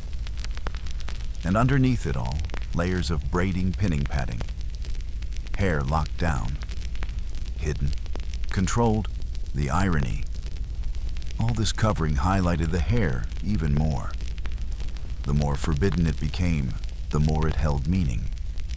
Poems were written about golden braids glimpsed in candlelight. Courtly love tales often included a single strand of hair gifted in secret wrapped in ribbon, a symbol of erotic longing and unspeakable intimacy. Hair became currency traded behind closed doors. A covered woman wasn't invisible. She was dangerous in her mystery. There were exceptions, very few. In some pagan or folk festivals, women danced with their hair loose in mock defiance of Christian codes. In certain regions of Southern Europe, women wore hair uncovered, while in mourning, an expression of despair rather than beauty. But these moments were rare, brief, and often condemned. Most of the time, even witnessing a woman's uncovered hair was taboo. And what of grooming hair was washed rarely often with mixtures of live vinegar or fermented herbs? It was combed with wooden or bone combs. Lice were common, and so were oils to tame frizz and scent the scalp. But all of this was done in privacy. A woman would no more let her hair down in public than she would disrobe. Today, the veil is still with us in some cultures by tradition or choice, in others by expectation. But even without fabric, hair remains governed. Too long, too wild, too short, too curly, too masculine, too seductive. The rules shift, but they never truly disappear. We're still taught to read hair like scripture: who owns it, who controls it, who is allowed to show it. So next time you see a painting of a medieval woman wrapped in silk from chin to crown, remember what lies beneath the veil. A head not just of hair, but of power. Silenced, bound, but never forgotten. You glance at your reflection, your face powdered into a mask of alabaster white. But something's wrong. It's too flat, too blank. Your maid leans closer and begins the final step, her brush delicate, her hand steady. She dips it in a bluish dye and gently traces a line across your temple. Another down your jaw. A third faint and curved beneath your eye. Faux veins. Because in the medieval world, beauty wasn't just pale. It was fragile. It was veined like porcelain. And if your blood didn't show through your skin, then clearly you weren't refined enough to matter. In the endless pursuit of artificial purity, one thing stood out as the ultimate status symbol: translucence. Not glow, not smoothness, not even youth, but the visible appearance of what lay beneath a face so pale and thin-skinned that it showed the blue rivers of blood beneath it, This obsession with visible veins, especially around the temple's chest and hands, wasn't about health. It was about class. A veined face signaled that you did not labor under the sun, that your skin had never been tanned or burned, that your body was untouched by manual work, wind, or hardship, that you were soft-shielded and delicate, beautifully useless, and uselessness in this context was power. But few were naturally so pale, especially in southern climates, especially after puberty, especially after childbirth when skin changed and darkened. So women turned to tricks, the most common drawing veins by hand. Using thin brushes or goose feather quills, women would paint tiny blue or violet lines along the forehead, cheeks, throat, and wrists. Some used diluted woad. Others mixed crushed lapis lazuli with egg white. The wealthiest used saffron-based blue or azurite, both extremely costly, both toxic over time. Veins were applied subtly, just enough to emerge from beneath the skin. If someone could tell they were drawn, you'd gone too far. The best compliments were whispered, "She's like glass. You can see the truth of her blood. She looks close to heaven." Some took it even further. They drank vinegar, believing it would thin the blood and lighten the skin. Others fasted to appear more ethereal, hollowed out, translucent. There are records of women pricking themselves with needles to bring temporary color to specific spots, forcing just enough blood to rise, then fade. And some, in the most extreme cases, applied leeches behind the ears or on the collarbone to drain blood and produce faint bruising seen as noble discoloration. Because even a little visible suffering made you look more refined. Of course, this was deeply dangerous. Constant skin manipulation led to infections, ulcerations, allergic reactions, scarring lead, and mercury poisoning from the paints, and still women persisted. Because to walk into court looking flushed or whole was to appear peasant-like. To look half-dead, delicate, and bloodless, that was elegance. Even art conformed. In portraiture, noble women were painted with impossibly white faces, barely tinted lips, and veins visible across the chest and neck. Artists exaggerated these lines, deliberately proof that their subjects were pure noble and elite. Peasant women were rendered differently. Rosy, darker, veinless, earthbound. The contrast wasn't just aesthetic, it was ideological. One group was closer to the divine, the other closer to the soil. And here's the disturbing echo across time. Even now we praise glass skin that shines, that reflects light, that's almost unreal. We buy brightening serums, tone-correcting creams, cool undertone foundations. We highlight the collarbones. We emphasize the inner corners of the eyes. We want translucence, radiance, the illusion of bloodless perfection. Different tools, same ghost. Because deep down, we've inherited the same logic. That beauty is not vitality, it's fragility. That the more see-through you are, the more acceptable. That showing life, color, warmth, pulse is somehow too earthly, too real. So next time you hear someone say, "She looks like porcelain," remember what that once meant. It meant power through pallor, status through stillness, beauty through artificial suffering. And once upon a time, a girl just like you painted her veins each morning hoping to look more hollow, just so the world might say she was whole.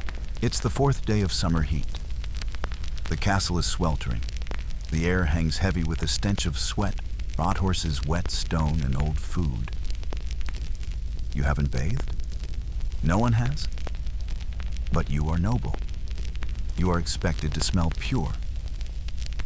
So your maid approaches with a silk pouch tied shut with golden thread. Inside, powdered herbs, crushed petals, and something darker ambergris musk, maybe even civet from the scent glands of wild cats. She presses it to your wrists, your chest, your neck. Not too much. just enough to cover the truth. Because in this world, scent isn't hygiene, it's class. In the medieval mindset, fragrance was morality. To smell clean wasn't just pleasant, it meant you were good, chaste, favored by heaven. To smell of sweat or earth, that was low, sinful, even suspicious. And so a system evolved not just to beautify the body, but to control how it smelled, and by extension, how it was judged. The truth was, most people rarely bathed. Full immersion was uncommon, even dangerous. Water was often filthy or scarce. Bathhouses were places of illness or increasingly sin. So nobles developed a dry system of cleansing layering powders, perfumes, oils, and herbal pouches over the skin, clothes, and bedding. The result, a person might go weeks or months without a bath, yet smell like lilies and spice. But only if they were wealthy enough. Let's talk ingredients. Noble women used an array of fragrant tools, pomanders, small perforated metal balls filled with scented resins tied to belts or necklaces, herb-stuffed sachets pinned beneath the dress or sewn into bodices, perfumed gloves, leather gloves soaked in lavender, ambergris, and rose oil, hair powders made from orris root or rosemary face, waters, rosewater, elderflower, or orange blossom, applied as toner and scent. These weren't just accessories. They were barriers against odor, against judgment, against association with the peasantry, and the fragrances themselves. They were exotic, expensive, and often disturbing. Ambergris, a waxy substance found in whale intestines, aged and prized for its deep, earthy scent. Musk, scraped from the glands of male deer civet, from the scent glands of wild cats, producing a sharp, almost fecal note that aged into sweetness, benzoin, myrrh, frankincense, resins burned or ground into oil. These smells were status encoded. The rarer and more animalic the source, the higher the price and the more noble the wearer. You didn't just smell expensive, you smelled unnatural. And that meant you were above the filth of the world. Meanwhile, the poor had no such luxuries. Peasants washed with water from rivers, sometimes lye soap if they could afford it. They hung herbs in their homes, sure, but they couldn't mask the scent of toil. The nobility called this the smell of labor, which is to say, shameful. To smell like work was to be unworthy. To smell like spices was to be divinely untouchable. There were spiritual dimensions too. In churches, incense was used not just to cleanse the space, but the soul. Saints were said to smell sweet at death. A foul odor, meanwhile, was linked with sin, heresy, or demonic presence.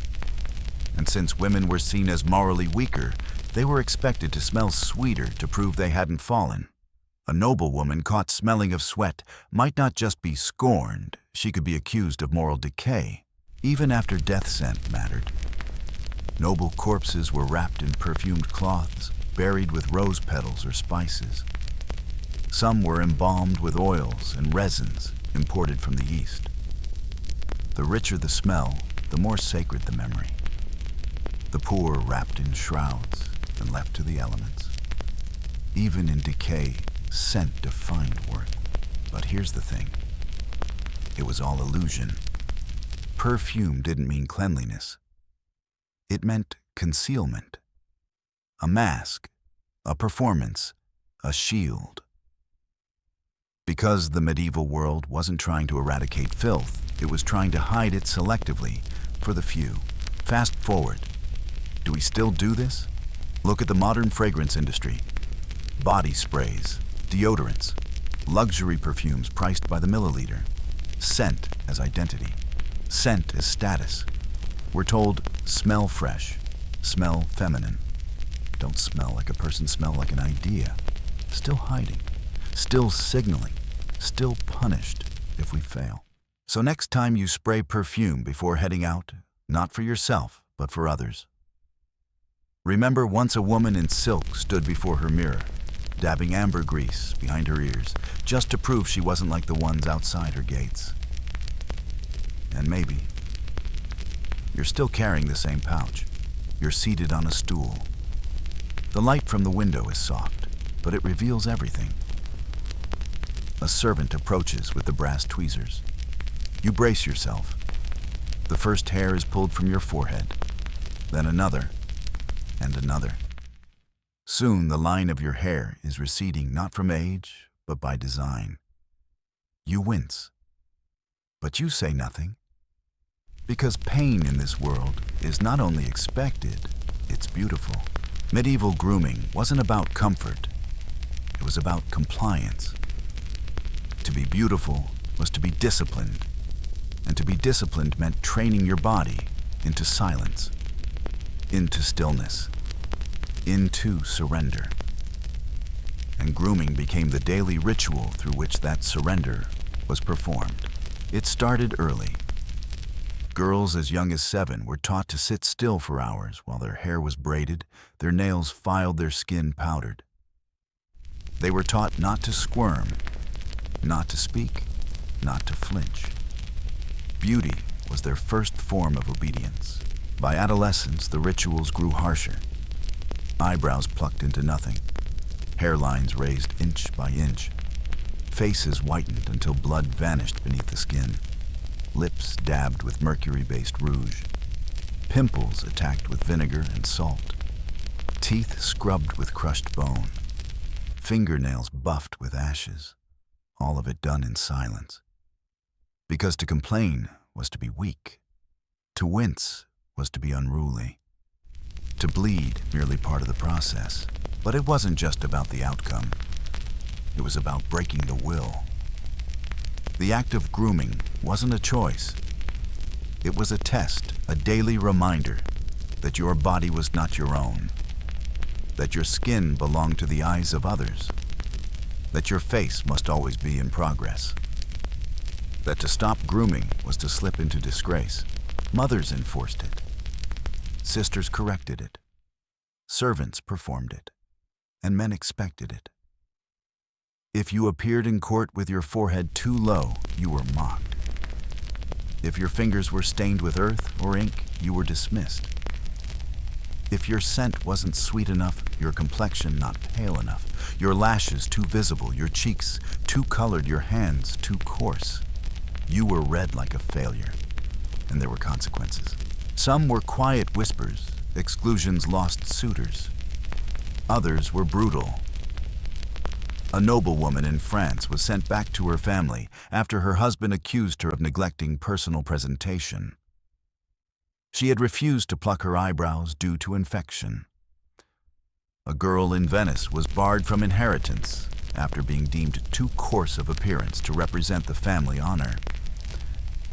In Germany, an entire convent of women was publicly condemned not for heresy, but for slothful grooming, which was said to reflect a corrupted soul. The message was clear: neglect your grooming, and you risk your future. It wasn't just aristocratic.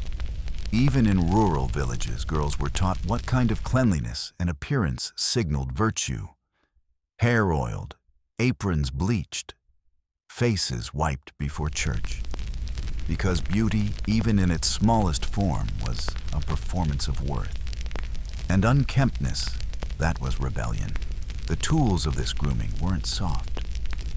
Tweezers of iron combs with sharp bone teeth, salves that burned cloths, that scraped solutions, that stung. Each object left its mark, not just on the body, but on the mind. And yet, few questioned it. Because by the time a girl was old enough to notice the pain, she'd already been taught to call it preparation, to call it necessary, to call it womanhood. Today we call it self-care. But how often is our care rooted in punishment? We extract, we pluck, we exfoliate until raw. We tighten freeze slice, we smile as we suffer. We film it, sell it, call it empowerment. But the logic has not changed. A woman's body must be disciplined into beauty. And if she refuses, she is punished. So the next time you sit before a mirror, tweezers in hand, ask yourself, are you tending to your body or are you taming it? Because once a girl sat on a stool just like yours, biting her tongue as hair was pulled from her flesh. And she believed, because they told her, that the pain made her good. You sit before the mirror, but you don't move. The face staring back is smooth, pale calm. Your forehead is high, your brows are gone, your lips barely pink, your skin powdered into submission. You don't recognize it, and you're not supposed to. Because in the medieval world, the mirror is not your friend. It is your audience, your judge, your curse. Mirrors were rare in the Middle Ages. Costly, imperfect, made of polished metal or blown glass, backed with silver, too fragile for the poor and too distorted for clarity. But among the noble, they became something more than tools. They became symbols of sin. Church authorities warned against them. Priests declared that vanity began with reflection, that to gaze upon your own face too long was to invite the devil. One Dominican friar wrote, "The mirror is the gateway through which Lucifer whispers pride into the soul." Another called "Mirrors the Glass of Eve," a reference to original sin. And for women especially, the act of looking was seen as morally suspicious. Because what was a woman doing when she looked in the mirror? Judging herself, admiring, wishing to change, all of those things threatened the order. A woman wasn't meant to define her own beauty. She was meant to receive it through marriage, male approval, divine grace. To seek it herself, that was rebellion. And yet, women did look. They had to apply the lead paste, to trace the faux veins, to adjust the veil, to see if they were passing for pure, for silent, for worthy. But the longer they looked, the more fractured they became. There are stories many of women driven to despair through mirrors. Lady Margareta of Ghent reportedly smashed hers with a candlestick after seeing how badly her skin had changed from mercury blush. She retired to a convent within a week. A noble girl in Bohemia was found fasting in secret after obsessively checking her reflection, convinced her forehead had grown too low. Her family said she had been bewitched by the glass. And in courtly poetry, mirrors appear again and again, not as vanity, but as punishment. The glass shows not the soul, wrote one poet. It shows the failure. And yet, mirrors were also status. To own one was to proclaim, I care how I am seen. To use one was to say, I know the standards. Some women hid theirs behind curtains. Others kept them in carved boxes. The wealthiest had portable mirrors, silver-backed compact, passed hand to hand like holy relics. And when they weren't looking in them, they feared them. Because the mirror never flattered. It revealed the gap between the body and the ideal. And there was always a gap. No matter how white your skin, how smooth your brow, how sweet your scent. There was always a flaw, a crack, a reminder. So women learned to look without looking. To glance just enough to maintain the mask, but not long enough to feel the grief. What's tragic is how familiar this sounds. Today our mirrors are everywhere, in phones, in cameras, in storefront windows, in bathroom lights that flatten and exaggerate. We're no longer judged just by the priest or the poet. We judge ourselves thousands of times a day. And still the same curse returns. The longer we look, the less we feel like we belong to the body we see. But there's a difference. Today we own our mirrors. We can choose to look with love, to unlearn what was taught, to reclaim the reflection. But only if we remember where the fear began. So the next time you pause before your own reflection and catch yourself searching for what's wrong, think of her, a girl in a stone tower, a woman behind a curtain, a widow with trembling hands, each one staring at a mirror, not for vanity, but for survival. And still hearing in the back of her mind, you are never quite enough. You feel the fever rising. Your hands tremble. Your vision blurs. In the distance, a priest is called. But first your maid brings the powder. You can barely lift your head, but still she dabs white ceruse across your cheeks, brushes the oil into your hairline, tucks the veil just so. Because if you are to die tonight, you must die beautiful. In the medieval world, beauty did not end with life. It followed you into death, clung to your corpse, defined how you were remembered by your family, your community, your God. To die badly was a shame. To die beautifully, that was a final triumph. This belief was rooted in both religion and reputation. A calm, clean death meant a calm, clean soul.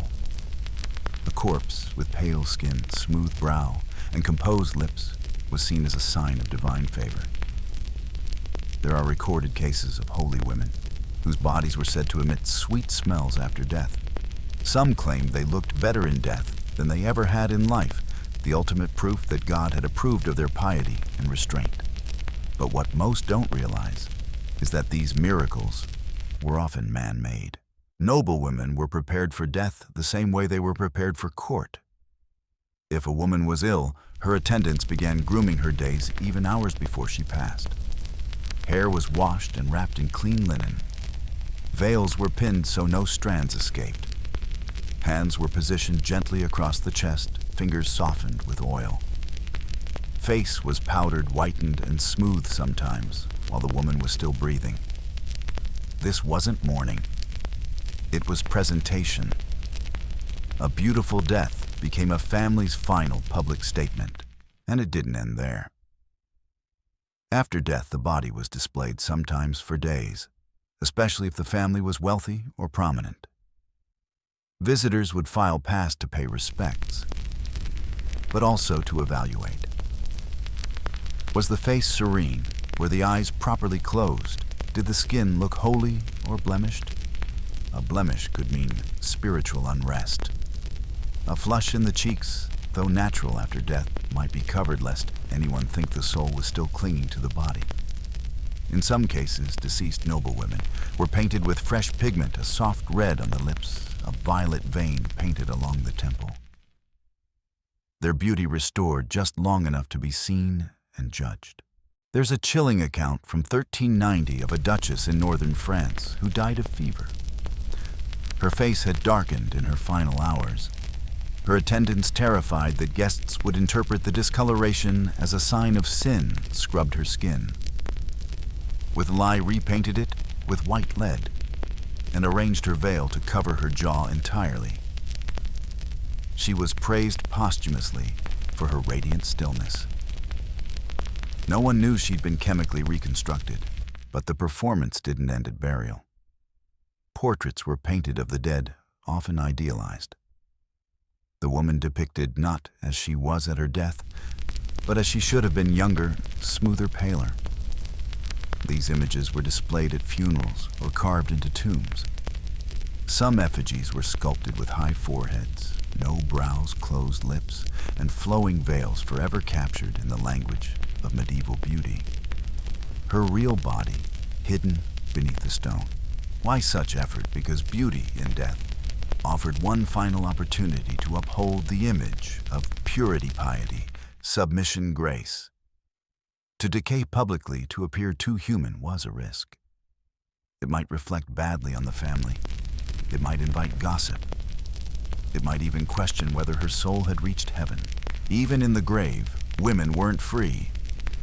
Their bodies were positioned, preserved, presented. Some were wrapped in scented herbs, not just to mask odor, but to suggest spiritual sweetness. Others were buried in white linen, stitched with gold reserved for virgins and untouched brides of Christ. Still others were denied burial in consecrated ground, deemed too worldly or vain.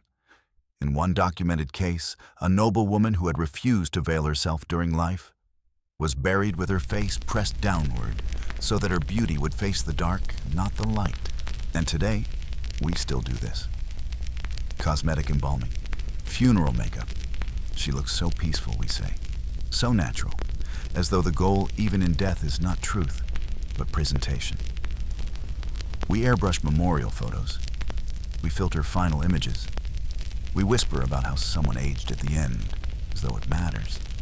We want the illusion to linger, because beauty is the only form of control we're still allowed, even when the body gives out. So the next time you hear someone say, "She died with dignity," ask what they mean. Do they mean quiet, composed, still beautiful? Because once a woman lay dying, skin burning with fever, and her maid was already reaching for the powder. Not to comfort her, but to prepare her for display, you turn away from the mirror. There are new lines at the corners of your eyes. Your cheeks have softened. Your hands, once smooth, show tiny spots, a new brittleness in the knuckles. You're not sick. You're not dying. You're simply aging. But in the medieval world, that might as well be a crime, because a woman who aged visibly was no longer considered noble or pious or graceful. She was disobedient. In a society obsessed with stillness, change was feared. And aging, natural, inevitable, uninvited, was the greatest change of all, especially for women. Men could grow old and gain wisdom. Silver, hair-lined faces, hoarse voices, these became marks of experience, of authority, even holiness. But for women, age marked the moment her value expired, and it wasn't subtle. Medieval texts warned that an aging woman became closer to the earth, a polite way of saying she no longer resembled the divine ideal. Her fertility faded, her skin sagged, her hair grayed, and with it, her place in society eroded. Aging women were described with words like withered, shrunken, bent, coarse, bitter, and they weren't just criticized. They were feared, because an older woman who no longer served as a vessel for beauty or childbearing could become something else.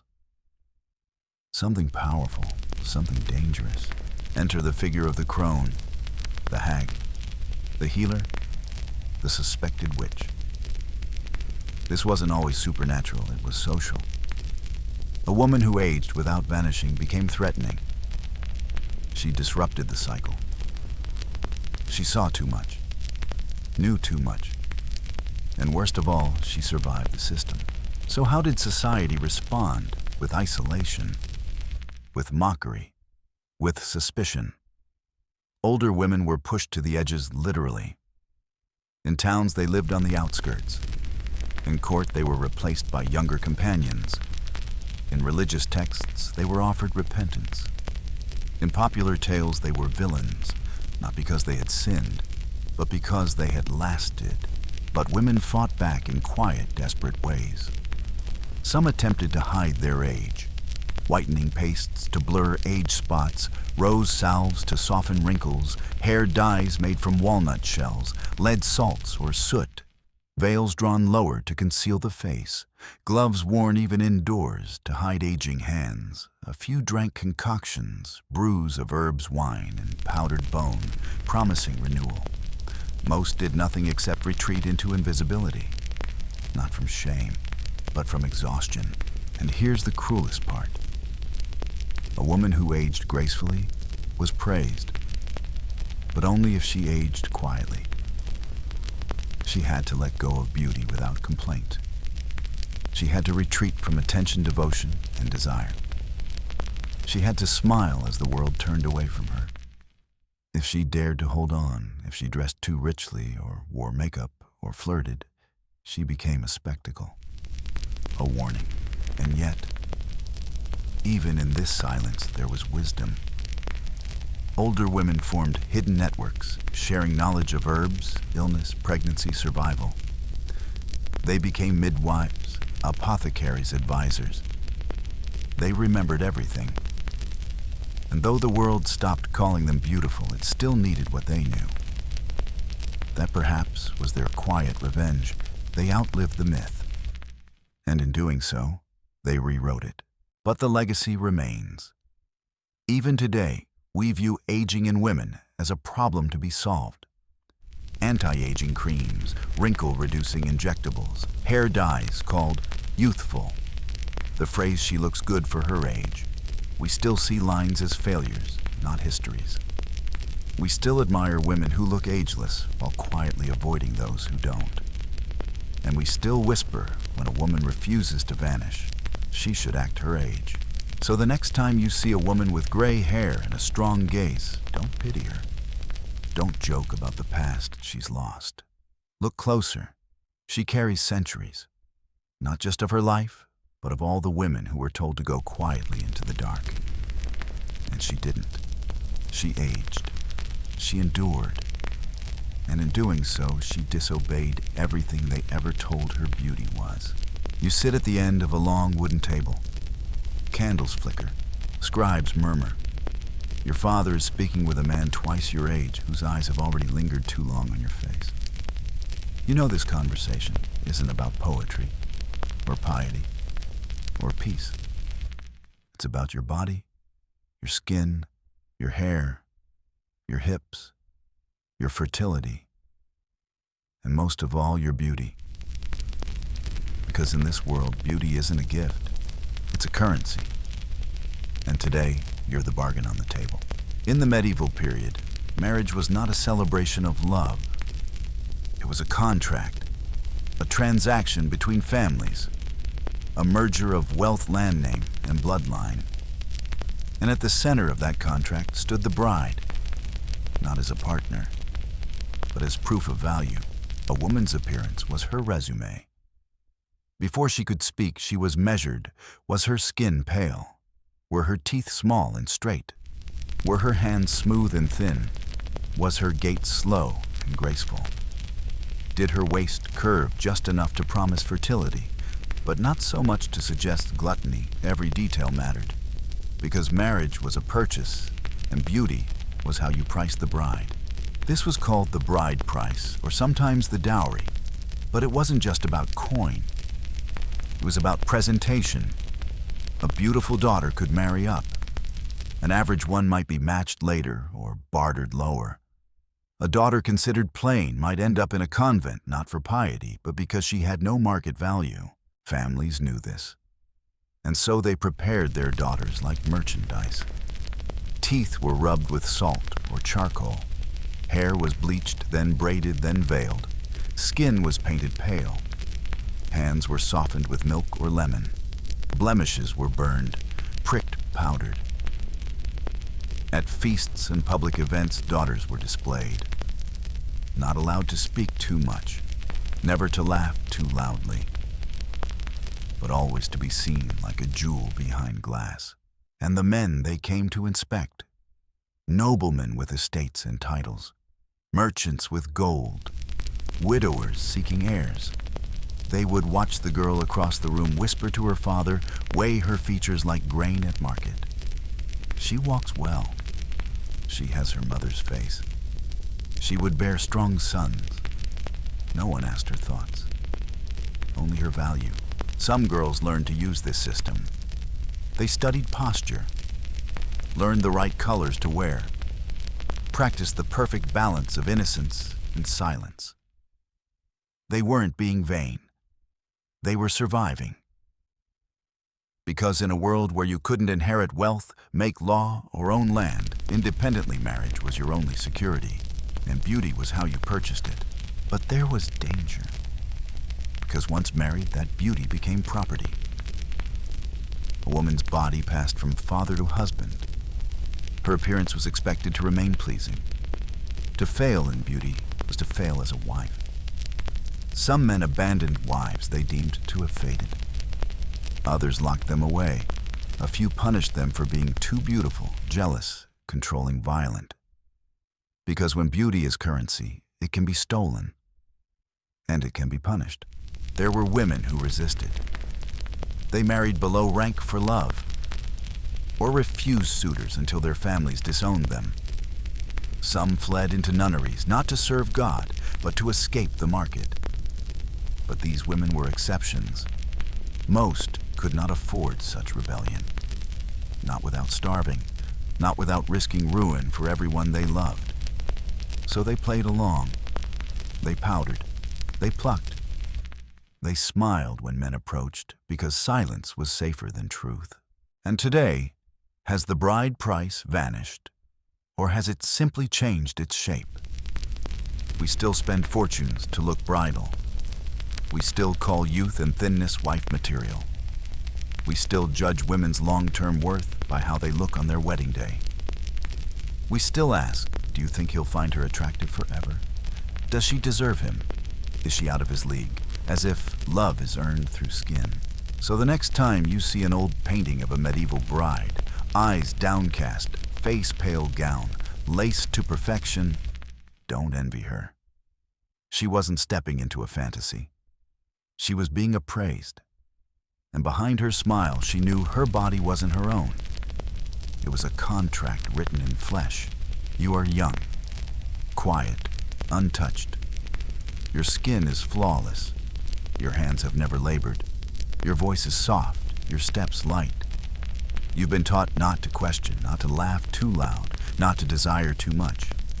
You are what they call pure. And because of that, you are dangerous, not to yourself, to everyone else. In the medieval world, virginity was more than a virtue. It was a weapon.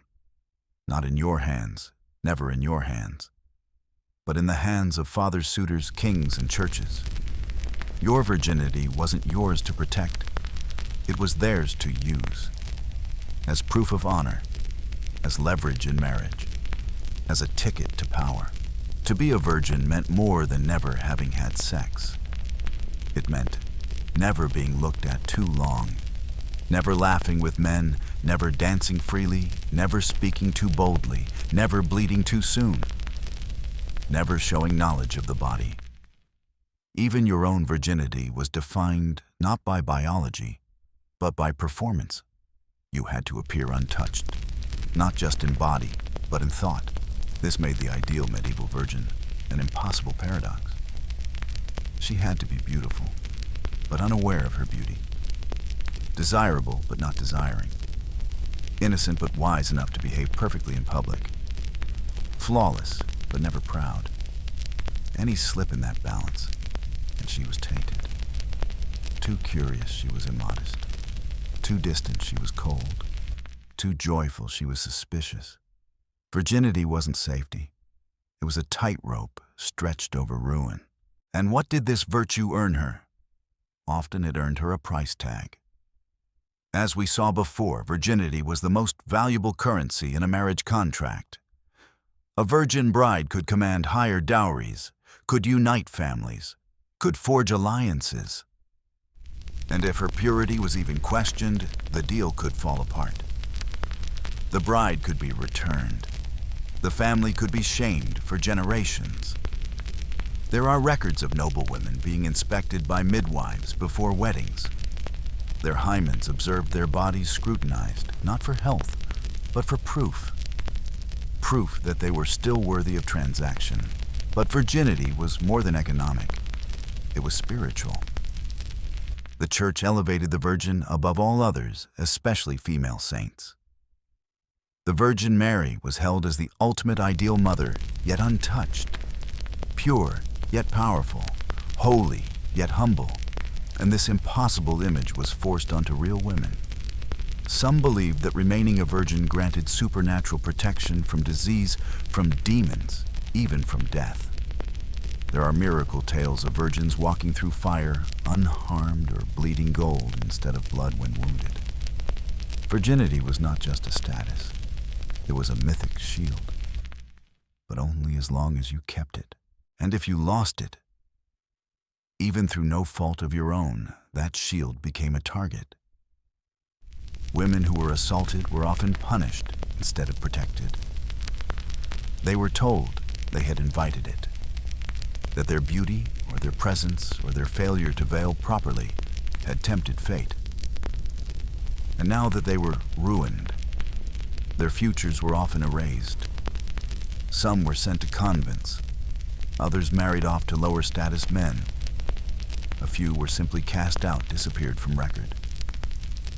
Not because they were guilty, but because they no longer fit the story. And yet, virginity could also be weaponized against others. There were women who learned to wield it.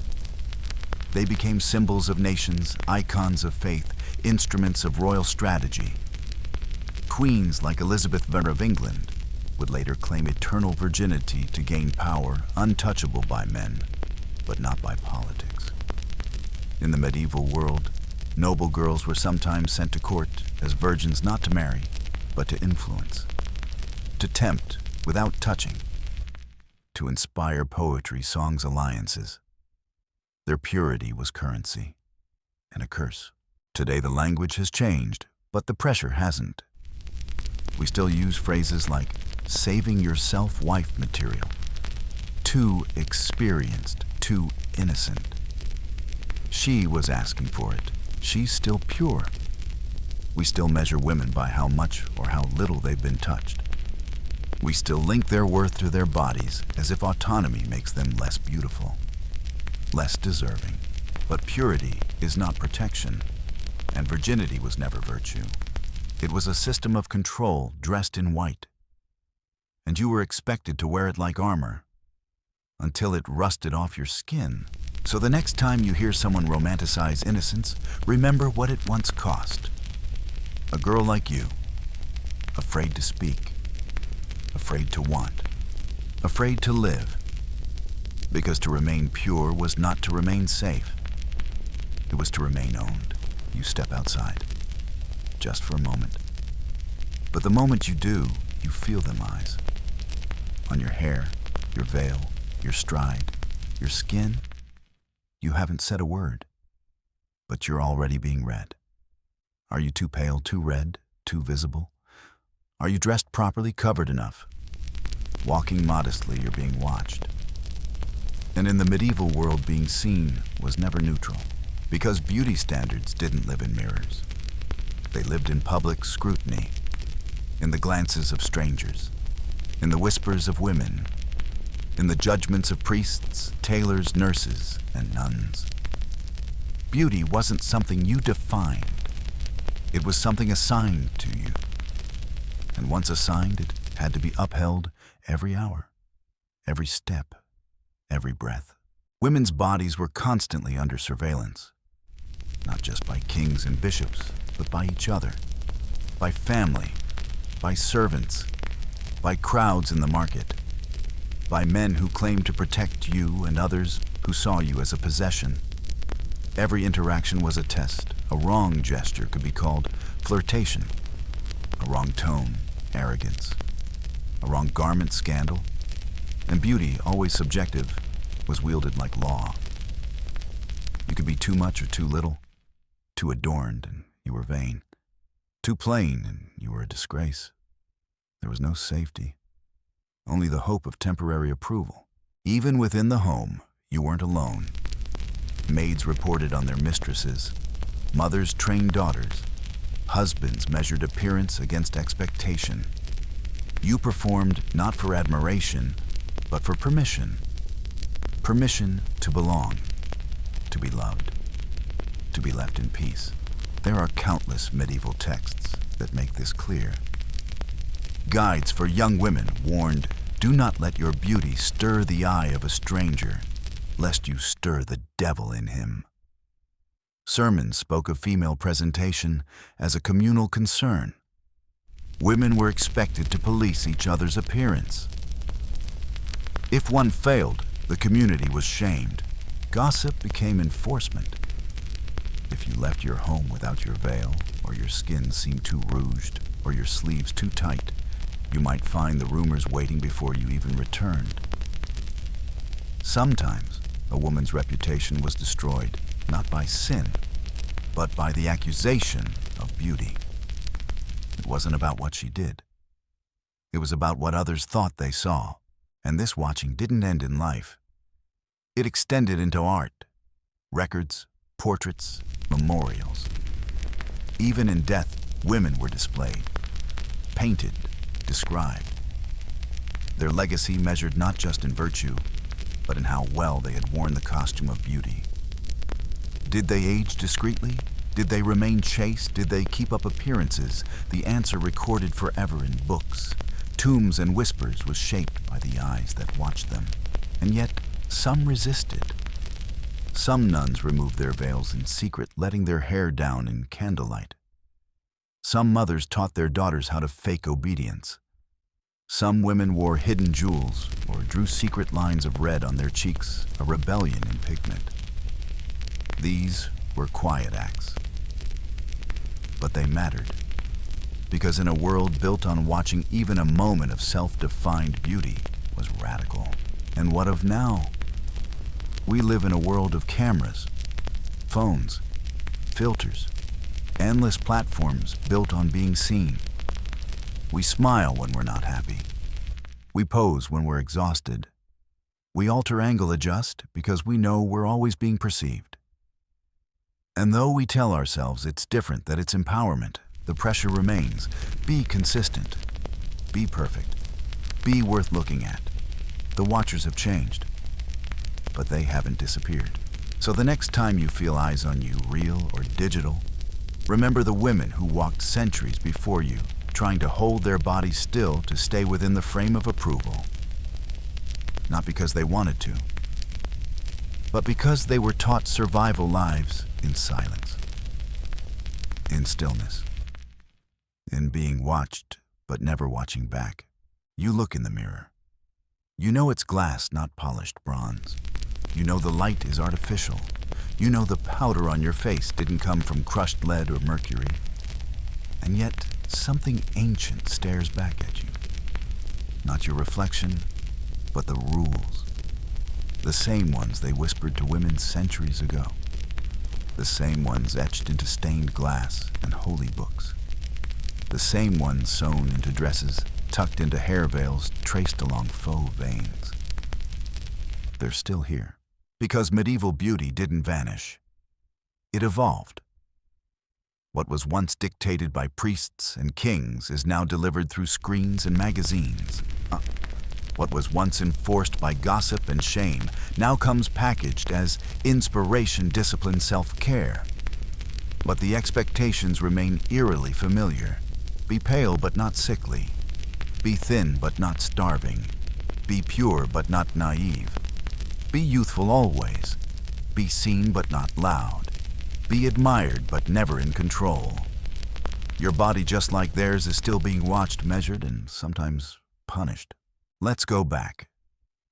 Across 24 chapters, we saw a world where cheeks were painted with toxins, teeth were scrubbed with bone, smiles were suppressed, skin was scraped and whitened, bodies were reshaped, restrained, and repackaged.